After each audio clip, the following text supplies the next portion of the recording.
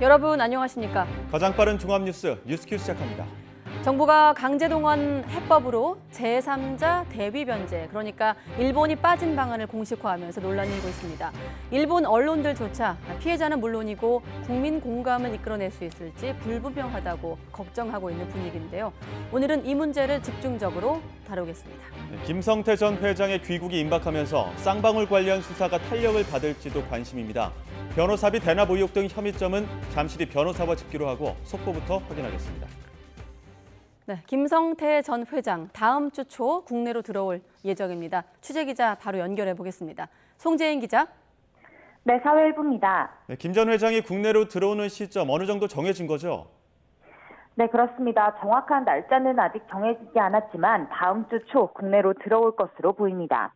앞서 수사를 피해 해외 도피를 이어오던 김 전 회장은 태국에서 체포된 지 이틀 만에 검찰 수사에 협조하겠다고 입장을 바꿨죠.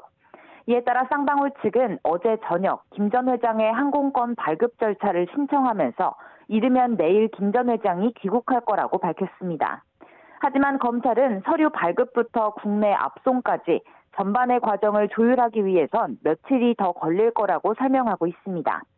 이에 따라 김 전 회장은 여행 증명서가 발급된 뒤 다음 주 초쯤 국내로 들어올 것으로 보입니다.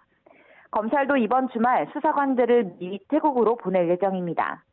호화 도피 생활을 이어온 거로 알려진 김 전 회장이 갑자기 검찰 수사에 협조하게 된 건 자신을 도운 직원들에게 구속영장이 청구되는 등 검찰 수사에 압박을 느꼈다는 분석이 나옵니다. 실제 김 전 회장 친동생을 포함해서 쌍방울 임직원 4명이 김 전 회장의 해외 도피를 돕거나 지시를 받고 증거를 인멸한 혐의로 오늘 아침 구속됐습니다. 네, 돌연 수사에 협조하기로 한 김성태 전 회장. 자, 그럼 검찰은 김 전 회장이 국내로 도착을 하면 곧장 수사에 돌입할 예정인 겁니까? 네, 그렇습니다. 검찰은 김 전 회장이 태국에서 국적기에 타는 순간부터 사실상 구인한다는 계획입니다. 지난해 8월 받아둔 김 전 회장의 체포영장을 곧장 집행하는 건데 구속영장도 정해진 수순입니다. 검찰은 쌍방울을 둘러싼 여러 갈래의 의혹의 중심에 김 전 회장이 있다고 보고 집중적인 수사를 예고하고 있습니다. 김 전 회장이 무엇보다 자금 흐름 전반을 쥐고 있었다고 보기 때문입니다. 이에 따라 우선 검찰은 수상한 자금 흐름, 또 허위 공시 의혹이 제기됐던 쌍방울 전환사채 거래 과정을 캐물을 것으로 보입니다. 검찰은 이 전환사채가 민주당 이재명 대표 선거법 사건을 변호했던 변호사들의 수임료로 대납된 게 아닌지 의심하는 상태라서 변호사비 대납 의혹 수사도 진척이 생길지 주목되는데요. 검찰은 앞서 이 대표 변호사 일부가 쌍방울 계열사 사회이사나 감사 등을 지낸 점을 들어 변호사비 대납 가능성을 거론했습니다. 검찰은 쌍방울이 지난 2019년을 전후로 해서 임직원 수십 명을 동원해 640만 달러를 중국으로 밀반출한 뒤 북측에 전달했다는 이른바 대북 송금 의혹도 김 전 회장이 주도한 거로 보고 있습니다. 관련 조사 역시 이뤄질 예정이라 김 전 회장 진술에 따라 수사가 탄력을 받을 것으로 보입니다. 지금까지 사회일부에서 전해드렸습니다. 이태원 참사를 수사하는 경찰청 특별수사본부가 출범 74일 만인 오늘 수사 결과를 발표하고 활동을 마무리했습니다. 참사는 좁은 골목에 사람이 몰려 스스로 움직이기 어려운 군중 유체화에서 시작됐다고 본 가운데 이른바 윗선으로 지목되어 온 행정안전부나 서울시 등에 대한 법적 책임은 묻기 어렵다고 결론 내렸습니다. 현장 취재기자 연결합니다. 김태원 기자. 네, 경찰청 특별수사본부입니다. 네, 참사가 발생한 경위에 대해서 특수본의 결론 어떻게 나왔습니까? 네, 이태원 사고 경찰청 특별수사본부는 오늘 기자회견을 열고 최종 수사 결과를 발표했습니다. 참사 이틀 뒤인 지난해 11월 1일 500여 명 규모로 출범한 지 74일 만입니다. 이 자리에서 전문가와 함께 참사 발생 경위와 원인을 분석한 결과를 설명했습니다. 참사 당일 오후 5시쯤부터 이태원 일대 인파가 급격하게 늘어나다가 밤 9시쯤부터는 스스로 움직이기도 어려운 군중 유체화 현상이 일어나면서 결국 참사가 시작됐다는 게 특수본의 설명입니다. 특별수사본부장의 설명을 직접 들어보시겠습니다. 22시 15분경 사고 골목으로 많은 사람들이 떠밀려 내려오면서 A 주점 앞에서 동시다발적으로 넘어졌으며 특수부는 당시 사람들이 넘어진 뒤에도 인파가 밀려오면서 주점 앞 10m 구간에서 넘어지고 끼이는 사람이 계속 늘었다고 밝혔습니다. 참사가 난 골목의 군중 밀도는 점점 높아져 10분 뒤엔 제곱미터당 최대 10명이 넘는 수준으로 한 평에 30명이 넘는 사람이 붙어있게 된 겁니다. 결국 한 사람당 최대 0.5톤에 달하는 압력이 가해졌고 질식 등이 발생하면서 158명이 숨지게 됐다고 설명했습니다. 특수부는 이 같은 사고를 예방하고 현장 대응에 나설 의무가 있는 경찰과 지자체, 서울교통공사 등이 제대로 조치하지 않은 과실이 중첩돼 피해를 키웠다고 덧붙였습니다. 네, 윗선 책임자들의 법적 책임에 대해서는 특수부는 어떻게 판단했습니까? 네, 특수부는 이번 참사의 최고 윗선을 김광호 서울경찰청장으로 결론 내리고 수사를 마무리 짓기로 했습니다. 그동안 경찰과 소방, 용산구청과 서울교통공사 등 관계자 24명을 업무상 과실치사상 혐의로 입건해 수사를 이어온 끝에 내린 결론입니다. 이번 수사에선 여러 기관의 과실이 모여 참사를 키웠다는 공동정범 논리가 적용됐습니다. 헬로윈 기간 사전안전대책 수립과 참사 발생 뒤 현장 조치가 미흡했다는 책임 등을 물어 이임재 전 서울 용산경찰서장과 박희영 용산구청장 등 주요 피의자 6명을 구속 송치했습니다. 또 소환 조사를 받은 인물 중 가장 윗선이었던 김광호 서울경찰청장과 부적절한 현장 소방 지휘를 한 혐의를 받는 최성범 용산소방서장 등 17명은 불구속 상태로 검찰에 넘겼습니다. 그러나 이상민 행정안전부 장관과 오세훈 서울시장, 윤익은 경찰청장 등 상급기관 관계자들에 대해선 혐의가 없다고 보고 수사를 종결할 예정입니다. 특수부는 이들이 사고 발생에 대한 예견 가능성 등 구체적인 주의 의무 위반이 있었다고는 보기 어려워 법적인 책임을 묻기는 힘들다고 판단했습니다. 유가족들을 중심으로 이들에 대한 책임을 물어야 한다는 목소리가 나왔는데도 대면은 물론 서면 조사조차 한 차례도 이루어지지 않았는데요. 결국 실무진에게만 책임을 묻는 꼬리 자르기식 수사였다는 비판의 목소리도 나오고 있습니다. 지금까지 경찰청 특별수사본부에서 전해드렸습니다. 네, 같은 경찰청 특별수사본부의 이태원 참사 수사 결과에 대해서 여야는 극과 극의 반응을 보이고 있습니다. 국민의힘은 법리에 따라 제대로 한 수사였다고 평가한 반면 민주당은 이상민 행정안전부를 살리기 위한 꼬리 자르기에 불과하다고 비판했습니다. 국회 취재기자 연결합니다. 엄윤주 기자. 네, 국회입니다. 네, 수사 결과를 두고 결론에 대해서 여야 입장 차가 엇갈리고 있습니다. 네, 국민의힘 주호영 원내대표는 이번 특수본 수사 결과에 대해 법률가로서 봤을 때 타당한 결과라고 평가했습니다. 특수본의 수사 결과를 두고 꼬리 자르기가 아니냐는 지적에 대해서는 이렇게 답했는데요. 들어보시죠. 책임이 있는데 잘랐을 때야 꼬리 자르기가 되지. 법적 책임이 없는데 형사처벌은 엄격한 구성 요건과 증거를 갖추어야 하지 않습니까? 사고 났다고 그냥 법적 책임이 없는데도 그냥 다 물어야 그게 꼬리 자르기 아닌 겁니까? 다만 이상민 장관 거취와 관련해서는 법적 책임이 없다면서 나머지는 정치적 책임 문제로 임명권자가 판단할 것이라고 덧붙였습니다. 반면 민주당은 이번 수사 결과야말로 꼬리 자르기를 입증한 것뿐이고 오히려 특수본을 수사해야 할 상황이라고 비판했습니다. 또 이번 수사 역시 이상민 장관을 살리기 위한 일련의 과정으로 헌법이 정한 국회의 권한을 활용해 책임을 묻겠다고 경고했습니다. 들어보시죠. 저희로서는 이미 책임이 무거운 윗선은 턱끝 하나 건드리지 않고 결국은 일선에 있는 사람들만 책임을 묻는 것이야말로 면죄부 수사, 셀프 수사에 불과하다라고 볼 수밖에 없고요. 일단 당 지도부 차원에서는 특검 등에 대해서는 유가족과 생존자의 의견을 들은 뒤 향후 입장을 정하겠다고 했는데 이태원 참사 국정조사 야3당 특위위원들은 기자회견을 열고 여야 지도부를 향해 특검을 촉구했습니다. 한편 외부 접촉을 피하면서 자맹에 들어간 나경원 전 의원이 서면으로 사직서를 제출했죠. 네, 저출산위 부위원장직을 스스로 물러나겠다고 밝힌 나경원 전 의원이 오늘 사직서를 제출했습니다. 사의 표명 사흘 만인데요. 나 전 의원 측은 YTN과의 통화에서 오늘 인편을 통해 대리인이 서면 사직서를 제출했다고 말했습니다. 다만 최근 관심을 끌고 있는 당대표 출마 여부와는 상관이 없으며 대통령실이 사직 절차를 문제 삼고 있어 이를 마무리하는 차원에서 제출하는 것뿐이라고 설명했습니다. 나 전 의원은 사직서를 제출한 뒤 자신의 SNS에 당대표 불출마를 압박해온 당내외 인사를 겨냥한 듯한 메시지를 남기기도 했는데요. 함부로 자신의 판단과 고민을 추측하고 곡해하는 이들에게 한 말씀 드린다면서도 결코 당신들이 진정으로 윤석열 대통령의 성공을 위한다고 생각하지 않는다. 자신은 조용한 사색의 시간을 가지러 떠난다고 적었습니다. 대통령실은 일단 무대응 기조를 이어갈 것으로 보이는데 내일부터 6박 8일 일정으로 윤석열 대통령이 순방길에 오르는 만큼 순방 준비에 집중할 예정입니다.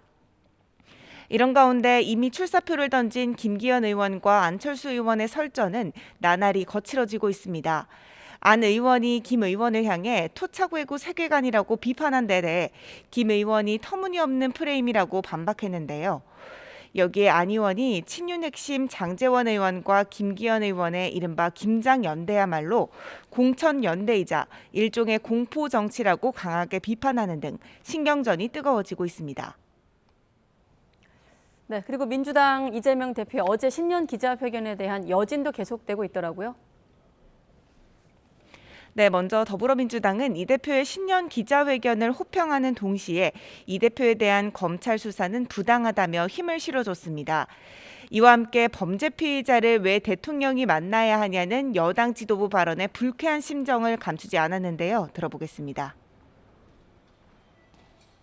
이재명 당대표가 경제와 안보 위기 등 산적한 국정 해법 모색을 위해 대통령과의 회담을 거듭 제안했건만 윤석열 대통령이 아닌 여당 지도부가 먼저 윤심 대변에 나섰습니다.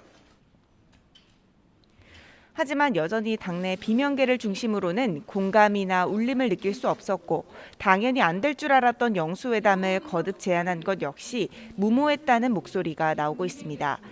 또 본인의 사법 리스크에 대해 확실하게 자기 해명을 하든지 당 대표직과 연관짓지 않겠다는 입장을 분명히 했어야 했다는 지적도 있었습니다. 여당인 국민의힘에서는 오늘도 이재명 대표의 신년 기자회견에 대해 날선 반응을 보였습니다. 들어보시겠습니다. 딴청부리듯이 저런 이야기를 하니까 그 이목을 딴 데 돌리기 위해서 저러는가 싶기도 하고 국민들이 지금 가장 궁금해하는 것은 이재명 대표를 둘러싼 숱한 의혹들에 대한 이재명 대표의 자세한 입장 표명입니다. 국민의힘은 또 이재명 대표가 계속 당대표 지위를 남용하면서 당과 소속 의원들을 방패막이로 사용하고 민주당을 자기 방탄에만 악용하고 있다며 이것이야말로 바로 야당 죽이기라고 맞받았습니다. 지금까지 국회에서 전해드렸습니다.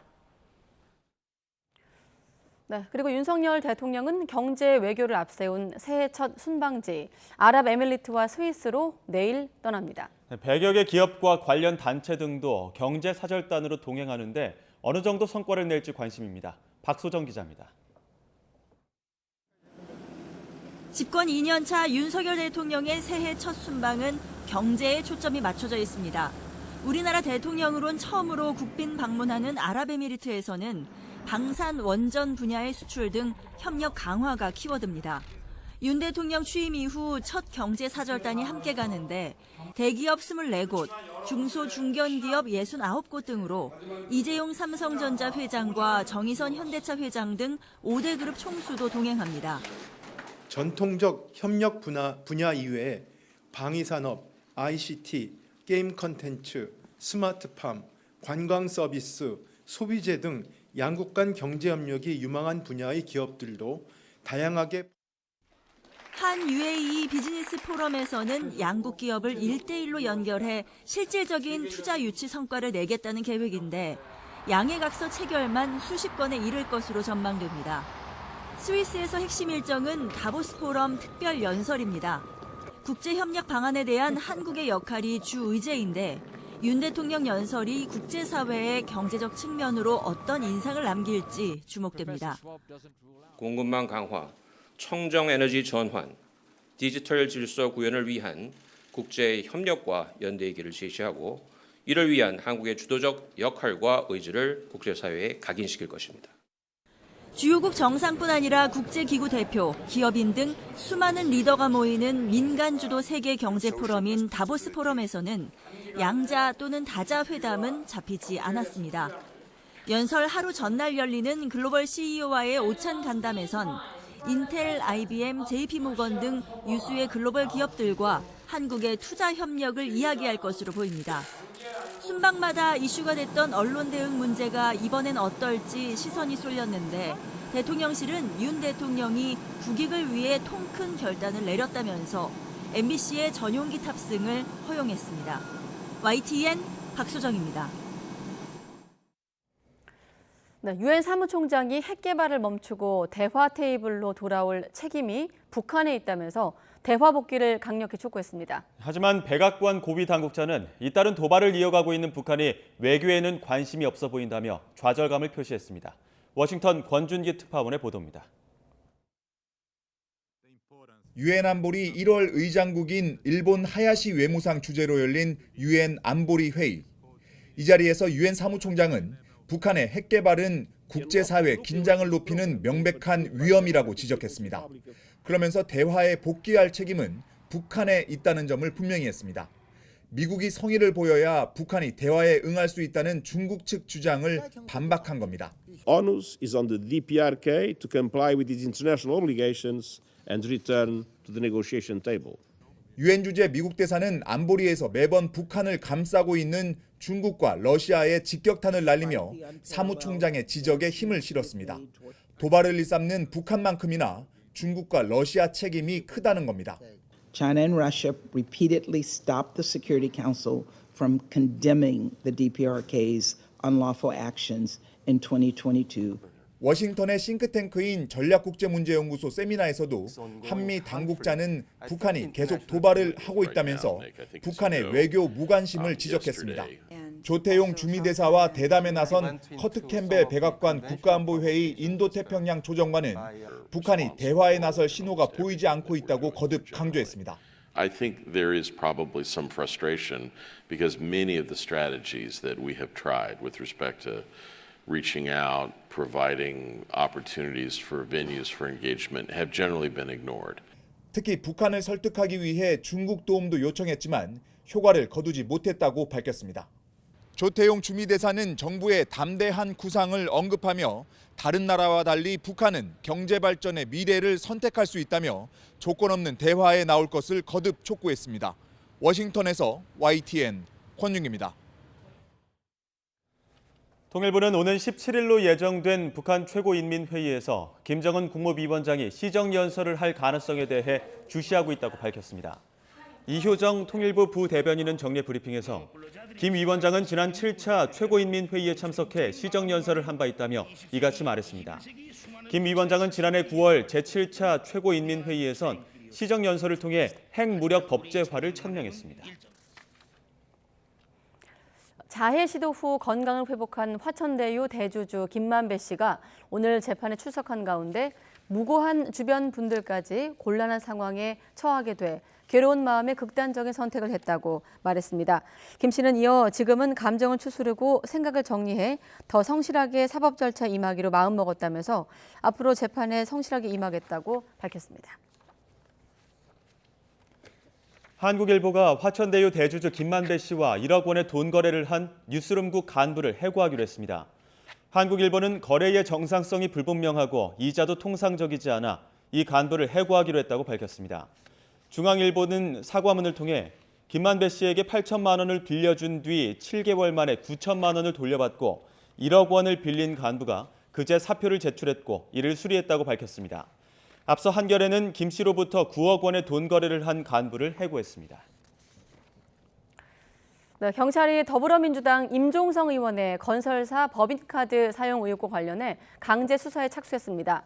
경찰청 중대범죄수사과는 오늘 오전부터 임종성 의원의 국회의원 회관 사무실과 경기도 광주시에 있는 지역구 사무실, 자택 등을 압수수색하고 있습니다. 임 의원은 지난 2020년 11월부터 여러 달 동안 경기도 광주시에서 활동했던 건설업체 임원의 법인카드 등 금품을 받아 사용한 혐의를 받습니다. 경찰은 임 의원을 부정청탁금지법, 이른바 김영란법 위반 혐의로 입건했고 압수물 분석 등을 토대로 적용 혐의를 추가할지에 대해 검토할 계획입니다. 사망한 지 2년이 지난 것으로 추정되는 어머니 시신을 방치한 혐의를 받는 40대 딸이 연금 수급을 이유로 사망 신고를 하지 않은 것으로 조사됐습니다.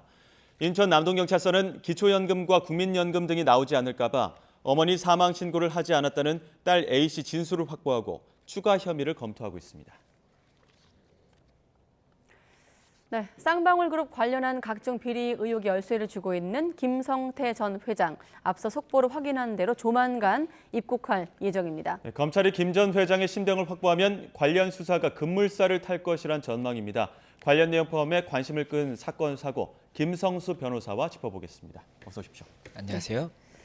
도피 8개월 만에 태국 골프장에서 검거된 김성태 전 회장이 조만간 다음 주쯤에 입국할 예정입니다. 어제 마침 이 시간에 자진 귀국 의사를 밝혔다고 속보가 나왔었는데 어떻습니까? 현지 이민국 검거팀에 의해서 붙잡혔더라고요. 네. 예, 이 사실관계를 조금 설명을 드리자면 예. 일단 김성태 전 회장 같은 경우에 작년 5월에 싱가포르로 출국을 했습니다. 그런데 그때 당시에 이제 이 김성태 전 회장에 대해서 네. 특경법상 횡령배임 혐의로 이제 수사가 진행될 예정이다 이런 이야기가 나오고 있는 상태에서 좀 출국을 했기 때문에 그 부분 관련해서 조금 내부 기밀이 조금 수사 기밀이 나간 것은 아니냐 이런 조금 문제가 뭐 이야기가 나왔었고 네. 그러다 보니까는 검찰에서는 이 출국을 하고 나서 돌아오지 않으니까 인터폴 적색 수배를 내리고 그리고 이제 여권 무효화 조치를 취했습니다. 그렇다 보니까 여권이 무효가 되면 여권이 없는 상태에서 해외에 있으면 그 부분 이제 불법 체류나 이런 부분이 네. 문제가 될 수가 있거든요. 그래서 그런 상황이었는데 계속해서 뭐 여러 가지 소식이 나오는데도 불구하고 검거가 되지 않고 있어서 왜 이게 검거가 되지 않는 것이냐 이런 이야기가 나오고 있는 와중에 네. 이제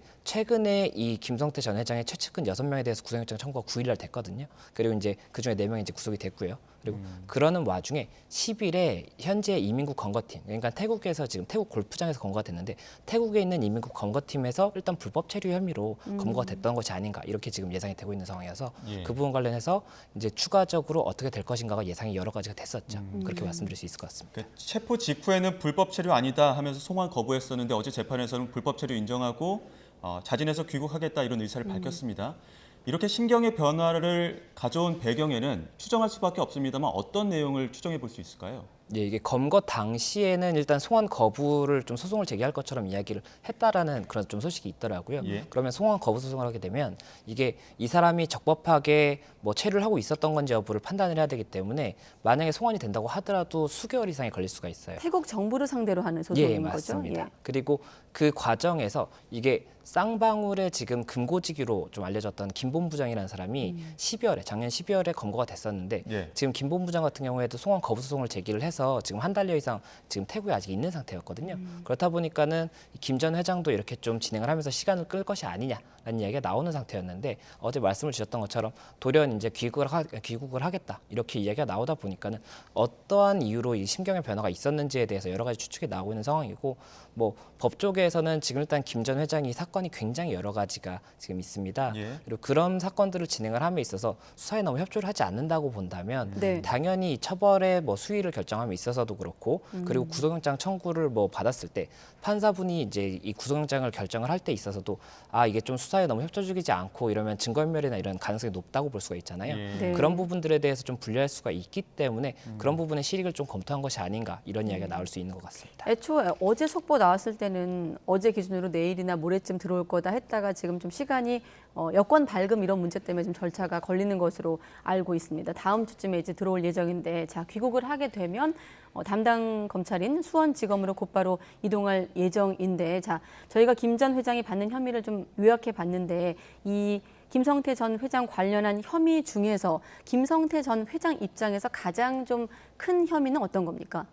여러 가지 죄들이 다 지금 혐의 자체는 굉장히 큰 혐의들이어서 금액 자체가 다 큽니다. 네. 그렇다 보니까 어느 것이 가장 크다라고 말씀드리기는 좀 어렵겠지만 현재 지금 원래 수사가 진행될 예정이었다고 했던 특경법상 횡령 배임 부분도 금액이 굉장히 크거든요. 네. 예. 그 부분도 쟁점이 될 것으로 보이고 또 이제 뭐 자본시장법 위반이라든지 이제 주식 금액 관련해서 뭐 이런 혐의들도 있습니다. 그래서 네. 그런 부분도 문제가 될 수가 있고 그리고 대북 송금도 여러 가지로 언급이 됐었잖아요. 네. 그러다 보니까 그런 부분도 있고 지금 현재 관심을 제일 많이 받고 있는 사건은 이제 이재명 대표의 변호사비 대납 대납 의혹이라고 할 수가 있는데 네. 그 부분 관련해서도 뭐 당연히 큰 사건이고 중요한 사건이라고 하겠지만 어느 것이 가장 중요하다 이렇게 좀 단정짓기는 어렵지 않나 생각이 됩니다. 네, 지금 혐의 중에서 변호사비 대납 의혹과 관련해서 그러니까 다시 한번 정리하면 검찰은 여러 갈래 의혹의 그 중심에 김 전 회장이 있다고 보고 있는 거고요. 특히나 자금 흐름의 전반을 쥐고 있다고 보고 있는 것 아니겠습니까? 그 가운데 그 자금 흐름 가운데 수상한 대목 그러니까 허위 공시 의혹이 제기됐던 전환사채 거래 과정을 이 과정에 대해서 김 전 회장을 상대로 캐묻게 되는 겁니까? 예, 그 전환사채와 관련해서도 지금 여러 가지 의혹이 있기 때문에 전환사채를 뭐 발급한 이유가 무엇인지라든지 실제 발급을 했는지 이것이 실제로 받는 수익자는 누구인지 이런 네. 것들을 검토를 하게 되겠죠. 근데 그런 부분들에 대해서 검찰에서 일단은 이 범행 그 혐의를 받고 있는 가장 중요한 당사자가 없는 거지 않습니까? 네. 그렇다 보니까는 뭐 통장을 열어본다든지 아니면 관련자들을 불러서 뭐 진술을 받는다든지 한다고 하더라도 수사에 한계가 있거든요. 예. 그리고 말씀드렸던 것처럼 금고지기, 그러니까 좀 회계의 핵심적이라고 할 수 있는 사람도 이미 해외에 있었던 거기 때문에 검찰에서는 증거를 확보할 수 있는 부분이 많이 없었어요. 그래서 이번에 김성태 전 회장이 들어오게 된다면 일단은 그런 혐의들에 대해서 질문을 하게 될 것이고 네. 그것에 대해서 그럼 답변을 하지 않습니까? 그럼 그 답변이 사실인지 아닌지에 대해서 증거를 추가적으로 확인을 하게 돼요. 뭐 이렇게 됐습니다라고 하면 그 말이 맞는지를 그 관련 뭐 통장 내역을 열어본다든지 수표를 열어본다든지 여러 가지를 할 수가 있거든요. 그래서 그런 부분들에 대해서 새로운 사실관계가 굉장히 많이 밝혀질 것이기 때문에 그 부분 사실관계를 특정한 다음에 이 사실이 그러면 어떠한 범죄에 해당한다를 다시 한번 좀 정리를 해야 될 겁니다. 그렇기 때문에 그런 부분들에 대해서 굉장히 좀 전방위적인 수사가 이루어질 것이고 그 과정에서 뭐 현재 알려진 것과 뭐 맞는 사실도 인정이 될 수가 있는 것이고 또 아예 다른 사실도 인정이 될 수가 있는 거기 때문에 그런 부분들을 좀 여러 가지로 좀 가능성을 두고 있다 이렇게 말씀드릴 수 있을 것 같습니다. 일단 뭐 진술에 대한 신빙성보다는 진술을 바탕으로 다른 정황 증거들을 파악하는 것들이 더 중요한 단계라고 볼 수 있는 겁니까? 예, 맞습니다. 그러니까 이 진술을 받는다는 것 자체가 이 사람이 만약에 뭐 다른 그냥 일반 사건을 예를 들었을 때 어떤 사람이 뭐 예를 들어서 절도를 혐의를 받고 있다고 가정을 해보면 뭐 이거 훔쳤어요라고 했을 때 네라고 하는 사람도 있을 것이고 아니요라고 하는 사람도 있을 거잖아요. 근데 아니요라고 했는데 수사기관에서는 이 사람이 절도한 것이 맞다라고 생각을 한다면 뭐 CCTV라든지 관련 영상을 찾아보겠죠. 그런 것들을 통해서 이 사람이 거짓말을 했다고 한다면 거짓말을 하는 것으로 보인다라고 증명을 하게 되는 겁니다. 그것처럼 이번에 김성태 전 회장에 대해서 여러 가지 혐의들에 대해서 사실관계를 물어볼 것이고 그것에 대해서 예, 아니요라고 대답을 하면 그것이 예가 맞는지 아니오가 맞는지에 대해서 여러 가지 정말 다양한 증거를 생각을 해볼 수가 있어요. 그래서 그런 부분들을 확인을 해야 되는데 일단은 진술 자체를 받을 수가 없으니까 추가적으로 더 나아갈 방향이 없었던 겁니다. 그런데 이제는 사실관계를 어떻게든 진술을 받을 수가 있기 때문에 그러면 여러 가지 증거를 찾는 과정에서 또 증거를 찾는 과정에서 새로운 사실관계가 튀어나오기도 하거든요. 그런 부분까지 좀 기대를 하고 있는 것이 아닌가 생각이 됩니다. 네, 검찰이 불기소 결정서에 변호사비 대납 가능성을 언급했다고 아까 자막에 나왔는데 그 불기소했던 대목은 사실 허위사실 공표와 관련된 대목이었죠. 예, 이 사건과 맞습니다. 관련된. 예, 네. 맞습니다. 그러니까 이게 이재명 대표 변호사비 대납 자체가 굉장히 좀 쟁점이 많이 되다 보니까는 이 부분 관련해서 이미 검찰에서 한번 판단을 한 사실이 있어요. 네. 그게 뭐였냐면 이게 2018년부터 2020년까지 이재명 대표가 이제 그 경기도 도지사일 당시에 그때 공직선거법 위반 사건이 하나 있었습니다. 네. 이 공직선거법 위반이 어떤 게 있냐면 공직선거법상 이 공직선거를 할 때 뭐 이런 청문회라든지 뭐 여러 가지 이런 대화를 나누는 게 있지 않습니까? 근데 그 과정에서 허위 사실을 공표하면 안 돼요. 그러니까는 뭐 내가 어떠한 행동을 했는데 그걸 안 했다 이렇게 하면 공직선거법 위반이 되는 건데 그때 당시에 이재명 대표한테 이제 친형 강제 입원 의혹이라든지 이런 것들이 여러 가지 있었고 이게 허위 사실을 공표한 것이다. 이게 쟁점이 됐었거든요. 그래서 1, 2, 3심까지 가고 3심에서 갑자기 좀 뒤집어지고 이런 굉장히 좀 여러 가지 사건들이 있었고 변호인들도 굉장히 많이 이렇게 좀 참여를 할 수밖에 없었던 그런 사건이었는데 네. 그 사건에 대해서 그럼 변호사 비용이 굉장히 많이 발생을 했을 것이다 이렇게 좀 예상을 할 수가 있지 않습니까? 기간도 길고 여러 가지 좀 화려한 변호사 이력들이 좀 있었기 때문에 근데 그런 부분들에 대해서 금액이 조금 많이 적다 이런 이야기를 하면서 어떤 이제 그 시민단체에서 고발을 한 겁니다. 고발을 한 게 뭐였냐면 이 2018년부터 2020년까지 이 변호사 비용을 사용한 거에 대해서 훨씬 더 큰 금액을 사용했음에도 불구하고 이것을 적은 금액만 사용했다고 허위 사실을 공표했다. 대통령 선거 당시에. 네. 이렇게 또 해서 공직선거법 위반으로 다시 한번 고발을 한 거예요. 근데 그 부분 관련해서 공직선거법은 공소시효가 6개월밖에 안 되거든요. 그렇다 보니까는 2022년 9월 9일이 공소시효 만료 기간이었는데 네. 검찰에서는 이 부분 확인을 하려면 그때 당시에 이제 허위사실 공표라고 얘기가 나온 게 그 변호사비를 대납한 것이 김성태 전 회장이다라는 건데 김성태 전 회장이 없지 않습니까? 5월에 나갔다고 했잖아요. 예, 그러니까는 아예 수사가 불가능한 부분이 있잖아요. 그런데 그렇군요. 기소 여부는 결정을 해야 되니까 공소시효 만료일이 있으니까는 그래서 결국에 9월 8일에 불기소 결정을 합니다. 재판에 올리지 않겠다라고 하고 증거가 불충분하다라고 하면서 불기소 결정서에는 어쨌든 여러 가지 뭐 혐의의 의혹은 있으나 증거 자체를 지금 뭐 확보할 수가 없고 공소시효 만료 기간이 임박했기 때문에 불기소 결정을 한다 이렇게 판단했던 부분이어서 반드시 그 불기소 결정이 있었다고 해서 이 대통령 이재명 그 대통령 선거 당시에 요 그런 내용이 그거는 이제 좀 혐의가 없다라고 불기소가 된 부분이었던 것이지 이 대통령 그 대납비 이 변호사비 대납 관련해서 아예 혐의가 인정이 안 된 것이라고 보기는 조금 어려운 부분이 있어서 그 부분 관련해서는 아무래도 좀 새로운 좀 쟁점이 될 부분이 있지 않을까 생각이 듭니다. 짧게 하나만 여쭤볼게요. 이 관련해서 핵심적인 질문일 텐데 지금 들어보면 결국 수사에 좀 애를 먹은 것으로 검찰도 보이는데 일단 신병은 확보했습니다. 지난번 대장동 사건 내도 이 질문을 드린 것 같은데 김성태 전 회장이 돌아와서 진술을 만약에 검찰이 원하는 대답을 한다고 하더라도 그 신빙성 여부를 또 판단하려면 또 증거 확보가 필요하지 않겠습니까? 어떤 증거가 확보돼야 되는 겁니까?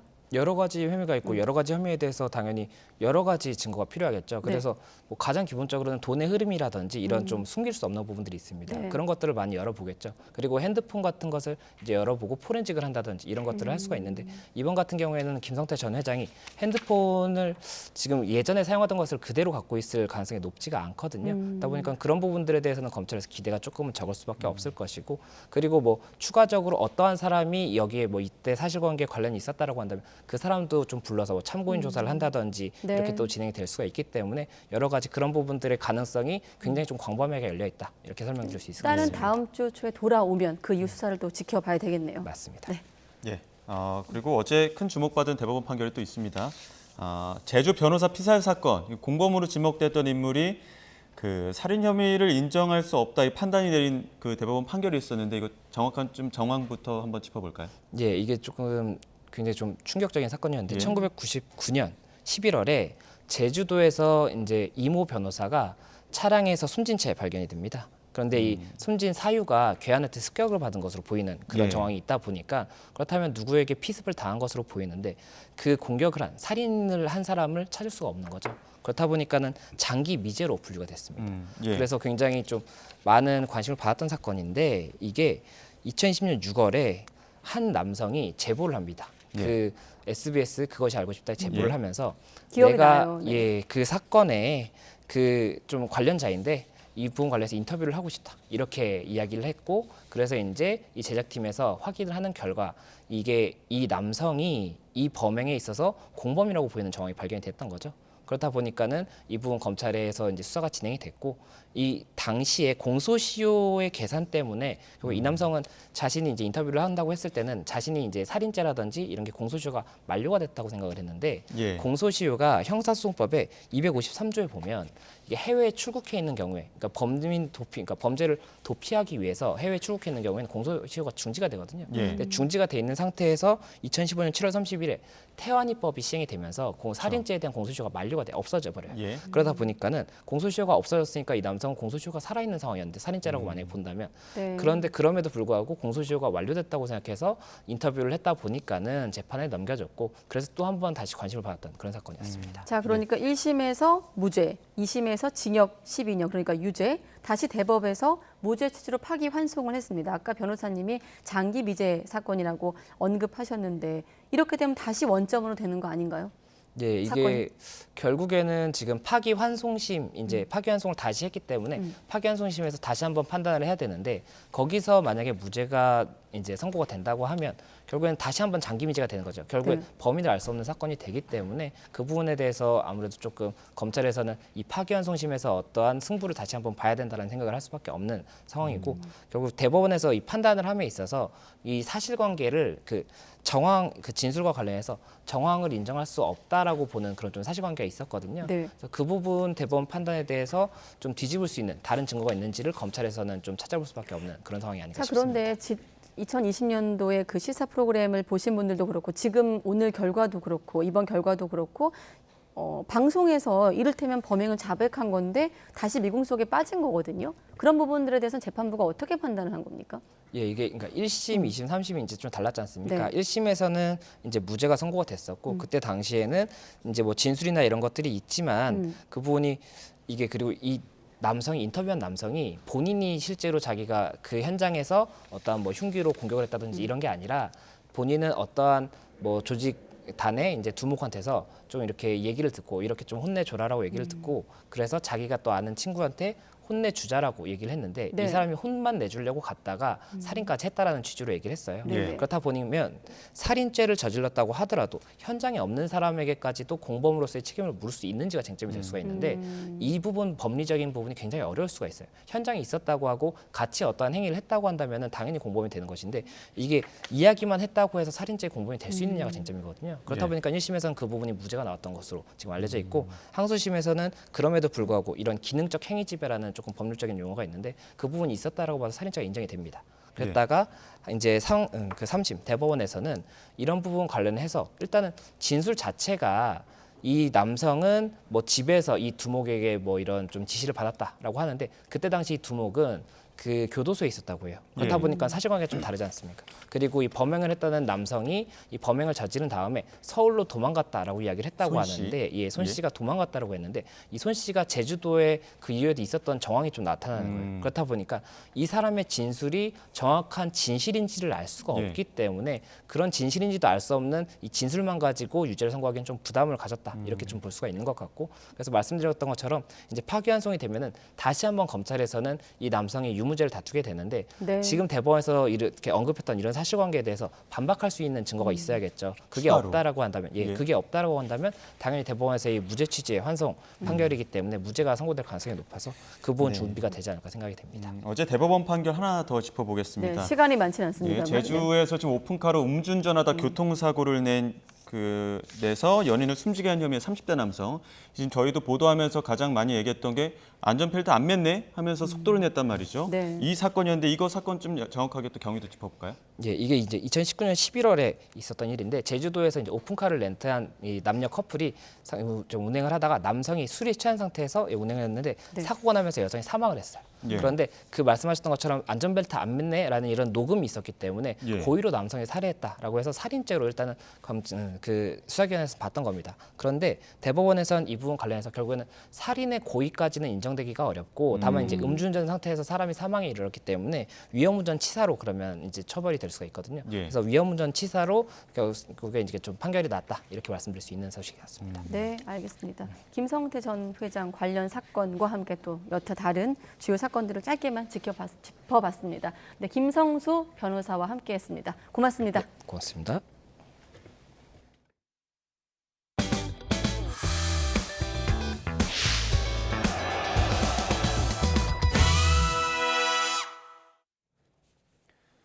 네, 오늘 남부와 제주도에는 이례적인 겨울 호우가 쏟아지면서 가뭄 해소에 큰 도움이 됐습니다.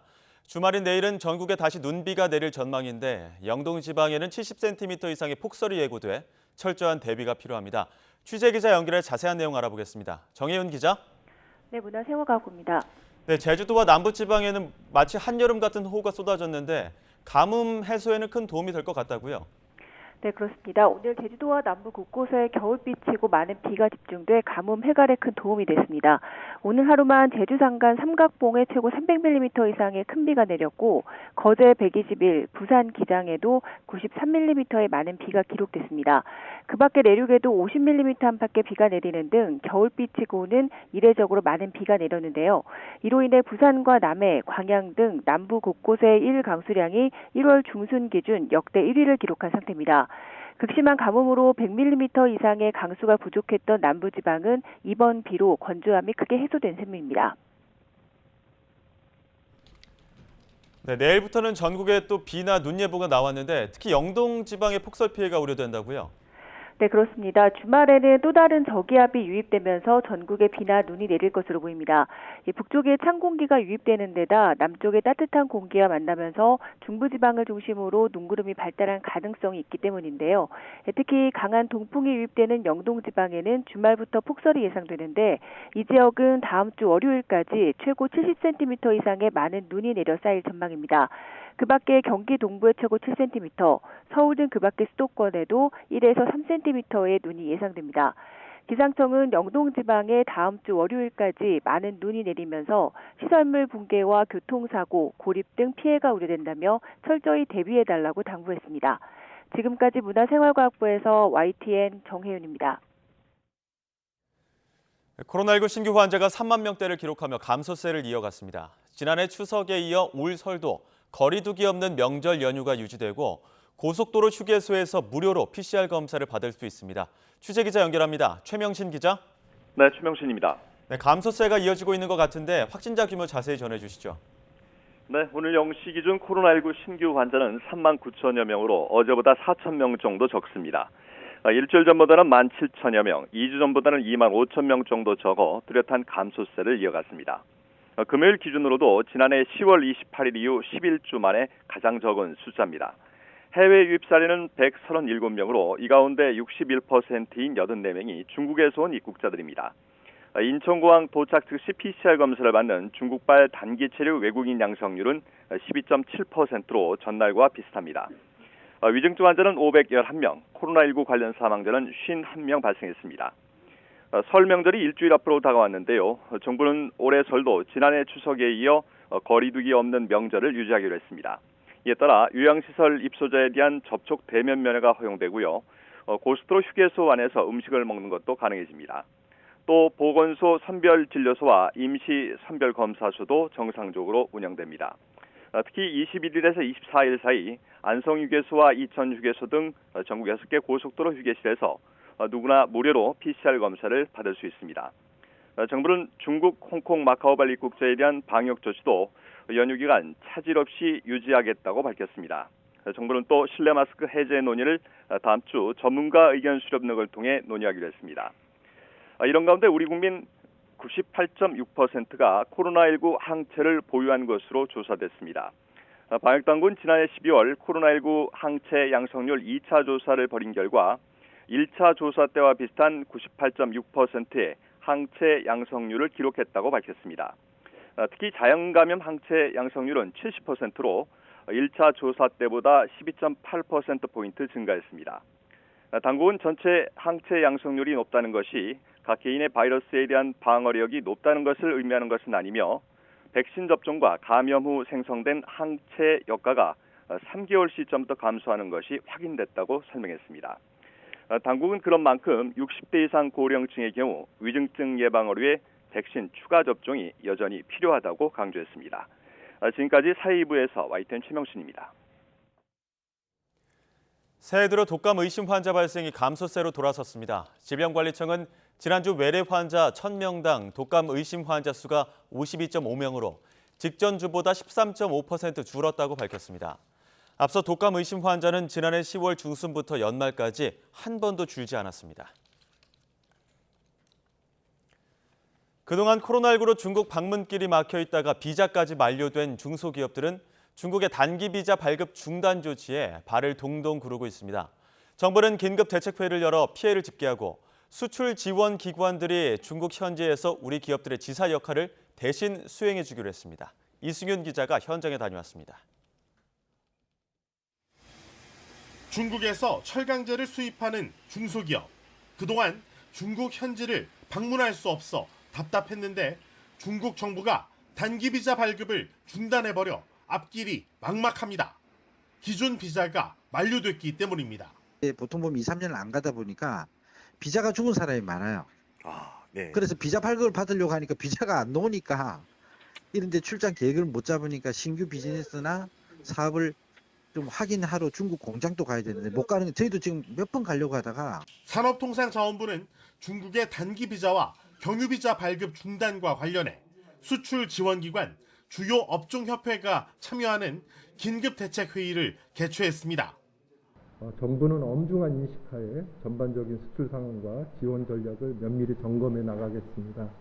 코트라는 차이나 무역 지원 데스크를 열고 중국 현지 21개 무역관을 활용해 국내 기업의 해외 출장과 현지 지사 역할을 대행하기로 했습니다. 중국의 단기비자 발급 중단 기간 코트라가 대리 면담 지원, 전시회 대리 참관, 바이어 실태 조사 등 3개 사업을 기업당 2차례 한도로 무료로 진행합니다. 코트라가 중국 현지에 긴급 출동해 공장 실사 등을 돕거나 3개월간 중국 지사 역할을 대행하는 역할도 수행하기로 했습니다. 무역협회는 국내 기업의 중국 방문 제한 등에 따른 애로사항 접수센터를 설치하고 관련 정보를 실시간으로 제공하면서 온라인 상담회를 진행해 밀착 지원한다는 계획입니다. YTN 이승윤입니다. 네, 이제부터는 이 강제동원 징용 피해자들이 일본 전범 기업 대신에 제3자에게서 피해 배상을 받도록 하는 우리 정부의 강제징용 해법안에 대해서 다각적으로 살펴볼 텐데 먼저 일본 내부 반응부터 보겠습니다.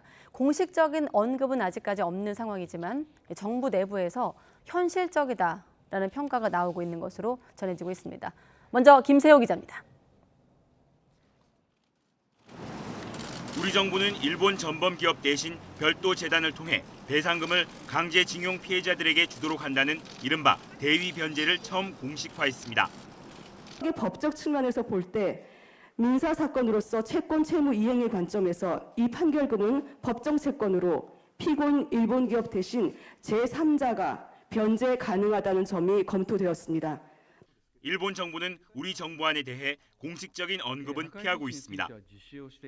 마스노 히노카즈 일본 관방장관은 기자회견에서 1965년 한일 청구권 협정 이후 쌓아온 우호 협력을 기반으로 한일 관계를 건전한 모습으로 돌리고 한층 더 발전시켜 나가기 위해 한국 정부와 긴밀한 의사소통을 하고 있다며 원론적인 입장을 밝혔습니다. 다만 우리 정부의 해법안에 일본 정부가 수용 여지를 보인다는 소식도 나오고 있습니다. 일본 교도통신은 일본 총리 관저 관계자를 인용해 우리 정부의 징용 해결 방안에 대해 일본 정부가 현실적이라고 평가했다고 보도했습니다. 이어 일본 정부 내에서 일본 기업이 징용 판결금을 지급하는 재단에 기부할 수 있도록 하는 방안이 부상하고 있다고 전했습니다. 특히 재단이 피고 전범 기업의 배상금 반환을 요구하는 구상권을 포기하면 기업이 재단에 기부해도 판결을 수용하는 것은 아니라는 것이 일본 정부의 판단입니다.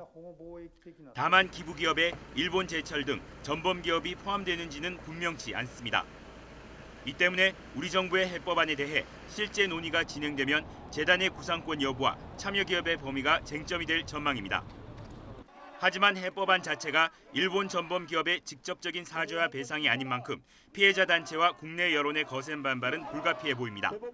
YTN 김세호입니다. 네, 일본 정부의 입장 먼저 들으셨고 정부가 일제 강제 동원 해법으로 일본 전범 기업이 아니라 제3자인 행안부 산하 재단을 통해서 배상하는 방안을 공식화하면서 논란이 거세게 일고 있습니다. 어제 외교부가 공개 토론회를 열고 여론 수렴에 나섰는데요. 이 자리에 참석을 한 피해자 측 임재성 변호사와 화상으로 연결해서 입장 들어보겠습니다. 변호사님, 오랜만에 뵙겠습니다. 예, 안녕하세요. 네, 안녕하십니까. 민관협의체 때 한번 또 연결해서 들어봤고 의견을 어제 토론회 자리에 참석을 한 걸로 알고 있습니다. 고성과 항의가 이제 오가면서 중단되기도 했는데 어떤 대목에서 가장 크게 항의와 고성이 있었습니까? 일단 절차 자체가 좀 졸속적으로 이루어졌습니다. 네. 제가 토론자로 참여를 했었는데 이 정부 측 발제문도 토론회 전날 오후 6시가 되어서야 겨우 공유가 됐고요. 실제로 토론회 자리에서도 뭐 자료 지분커녕 종이 한 장 배포되지 않았습니다. 즉 정부안이 무엇인지에 대해서 제대로 공유를 하고 또 그것에 대해서 질문하거나 의견을 나누는 절차가 거의 이루어지지 못했고요. 고성이 많이 오갔던 건 시간적인 문제였습니다. 이게 2시간 정도의 토론회 시간이었었는데 네. 패널이 10명이었습니다. 그러니까 돌아가면서 5분 정도의 이야기, 정말 말 한마디 정도 하는 것으로 토론회가 거의 끝났고 그 토론회에서 정부 측에 질문하려고 기다렸던 많은 피해자와 유족들은 거의 질문할 시간을 갖지 못했습니다. 그렇기 때문에 시간을 좀 늘려라, 이렇게 졸속적으로 절차가 진행되는 것에 반대한다라는 의견들이 가장 많았습니다. 그렇군요. 한마디로 일본 기업이나 그러니까 어제 나온 방안에 대해서 일본 기업이나 정부 도움 없이 한국 기업의 기부만으로 그 안에만 놓고 봤을 때 변제할 수 있게 추진하겠다라는 것 아니겠습니까? 예, 맞습니다. 네. 그 정부 안을 명확하게 밝히진 않았습니다. 좀 외교적인 수사 속에서 문장들이 구성되었는데요. 근데 핵심은 한국 기업의 돈으로 행안부 산하의 공공기관이 한국 피해자들에게 지급한다. 즉 일본의 책임이 전무한 안을 한국 정부가 발표했고요. 그래서 네. 제가 질문을 했습니다. 그 외교부 측에 오랜 시간 외교적 교섭을 했는데 장관도 직접 이야기했던 일본 측의 성의 있는 호응이 어디에 있느냐, 어디에서 일본의 성의 있는 호응을 확인할 수 있느냐라는 질문에 대해서 외교부 측에서는 답변할 수 없다라고만 확인을 했습니다. 네, 알겠습니다. 자, 정부 입장을 보면 전범 기업의 배상은 사실상 포기한 것처럼 비치기도 하거든요. 근데 아까 저희 리포트를 보니까 일본 내에서 현실적이다 이런 반응이 정부 안에서 나오고 있고 일본 내부의 이 같은 반응은 어떻게 들으셨습니까? 저는 좀 뭐 현실적이다라는 이야기가 잘 납득이 되지 않는데요. 왜냐하면 일본이 하는 게 없습니다. 일본이 그 어떠한 책임도 행위도 하지 않는데 네. 그것을 현실적이다라고 이야기하는 게 좀 이렇게 표현하면 어떨지 모르겠지만 좀 의아합니다. 네. 일본이 무언가를 하는데 할 수 있는 수준이라면 현실적이다, 현실적이지 않다를 얘기해야 되는데 지금은 일본이 하는 게 전혀 없이 한국이 모든 걸 한다는 것이고 네. 저는 이 안에 대해서 뭐 굴욕적인 안 그리고 외교 참사라고 평가를 합니다. 외교 참사다. 사실 우리가 강제 예. 동원 문제를 얘기할 때 가장 중요하게 생각하는 게 세 가지 아니겠습니까? 일본의 사과, 또 피고 기업의 배상 참여, 또 한 가지 피해자들의 동의가 있는데 그중에서도 일본이 참여하지 않는 방안이라는 점에 외교적인 굴욕이다 이렇게 설명하셨거든요. 자, 그러면 지금 일단 이후에 일본에서 어느 정도까지 좀 참여를 한다고 보십니까? 지금 이제 질문을 하시는 건 어느 정도 참여를 해야 되냐라는 네. 말씀이라고 제가 이해를 왜냐하면 했습니다. 정부는 최종안이라고 안 했기 때문에 사실 여론 수렴에 나섰다고 했습니다만 말씀을 들어보면 여론 수렴 절차도 없었던 것으로 들리거든요. 여론 수렴 절차를 처음으로 네. 지금 공개 토론회를 한 건데 이것이 마지막 공개 토론회로 예정되어 있는 걸로 알고 있습니다. 즉 요식행위에 불구하고 이미 정부안은 확정되어 있고 네. 곧 발표하겠다 이렇게 저희는 좀 파악하고 있고요. 당연히 판결에서 진 일본 기업이 책임을 져야 되죠.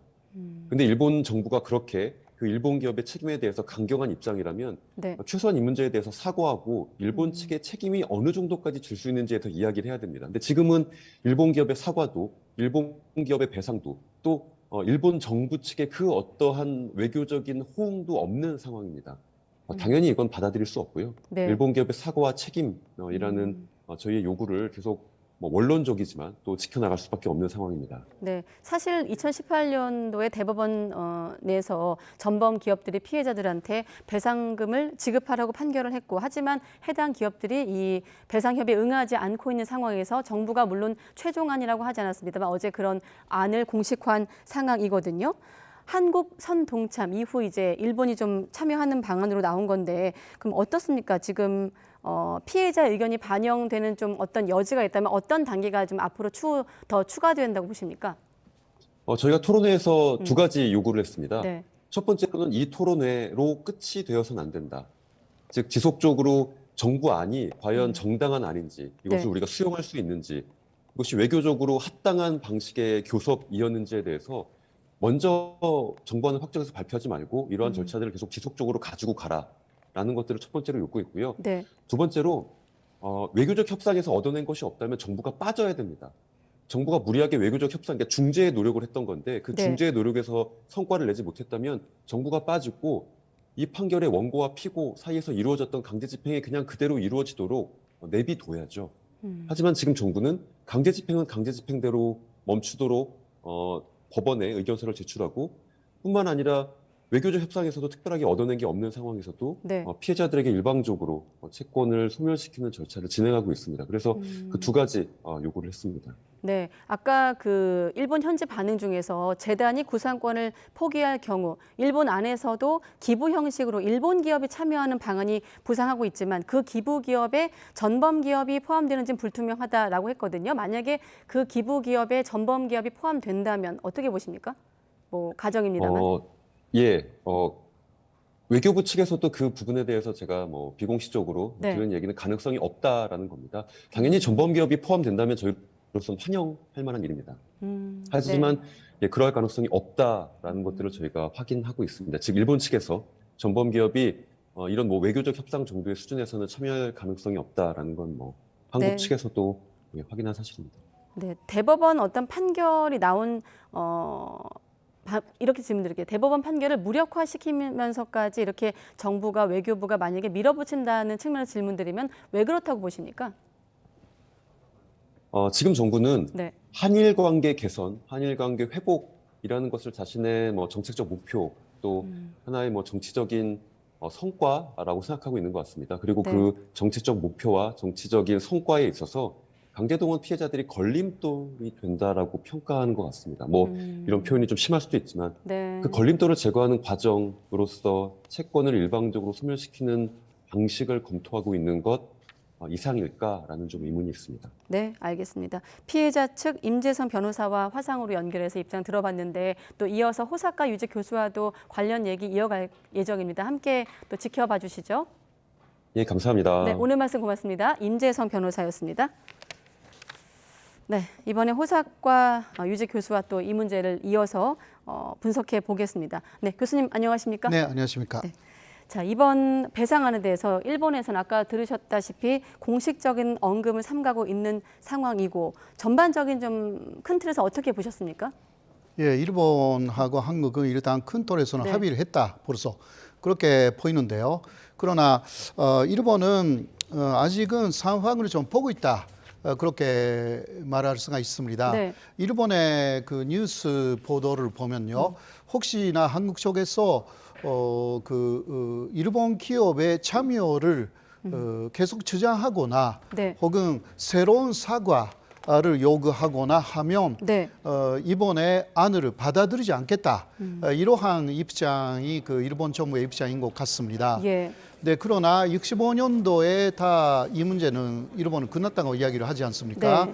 그 이후에 몇 번 있었던 그 사과라든가 그런 기반 위에 현재도 일본 정부는 있다라든가 혹은 자발적인 그 일본 기업이 네. 그 기부를 한다면 그것은 뭐 그냥 일본 정부로서는 허용한다. 이 정도의 그 자세인 것으로 확인이 됩니다.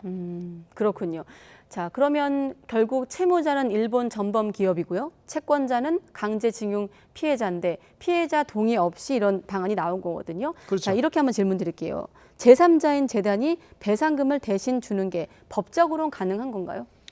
제가 여러 그 변호사님들하고도 이야기를 했는데 혹시 그것을 한다면 적어도 피해자들의 동의가 필요하다. 이게 최소한의 법적인 조건이라고 합니다. 현재는 그 피해자들의 동의가 네. 전혀 없는 상황 아닙니까? 특히 그 대부분의 판결에서 순수한 피해자들이 15명 정도 있는데 네. 그분들 중에서 이번에 방안으로 그 된다, 괜찮다, 오케이 한다, 수용한다 네. 그런 분이 한 사람도 없고 오히려 강하게 반대를 하고 있습니다. 예. 이럴 경우는 법적으로 말하면 그러한 그 채권을 소멸을 시킨다라든가 이런 것은 불가능하다. 이게 법적으로 제가 들은 바입니다. 네, 그렇군요. 자, 방금 피해자분들 입장 말씀하셨는데 뭐 여러 번 저희가 보도를 통해서도 확인한 부분입니다만 배상금 자체보다도 일본 정부와 전범 기업들의 사실 인정 또 네. 사과를 요구하고 있는 상황인데 이번에 나온 배상안만 본다면 사실 이 부분을 포기하는 것처럼 보이거든요. 그렇죠. 사실상 그 일본도 마찬가지입니다. 네. 일본은 위안부 문제 합의 때도 마찬가지고요. 네. 돈은 낼 수가 있다. 어떤 면에서는 네. 그러나 법적인 책임을 그 인정하거나 네. 그런 것은 못한다.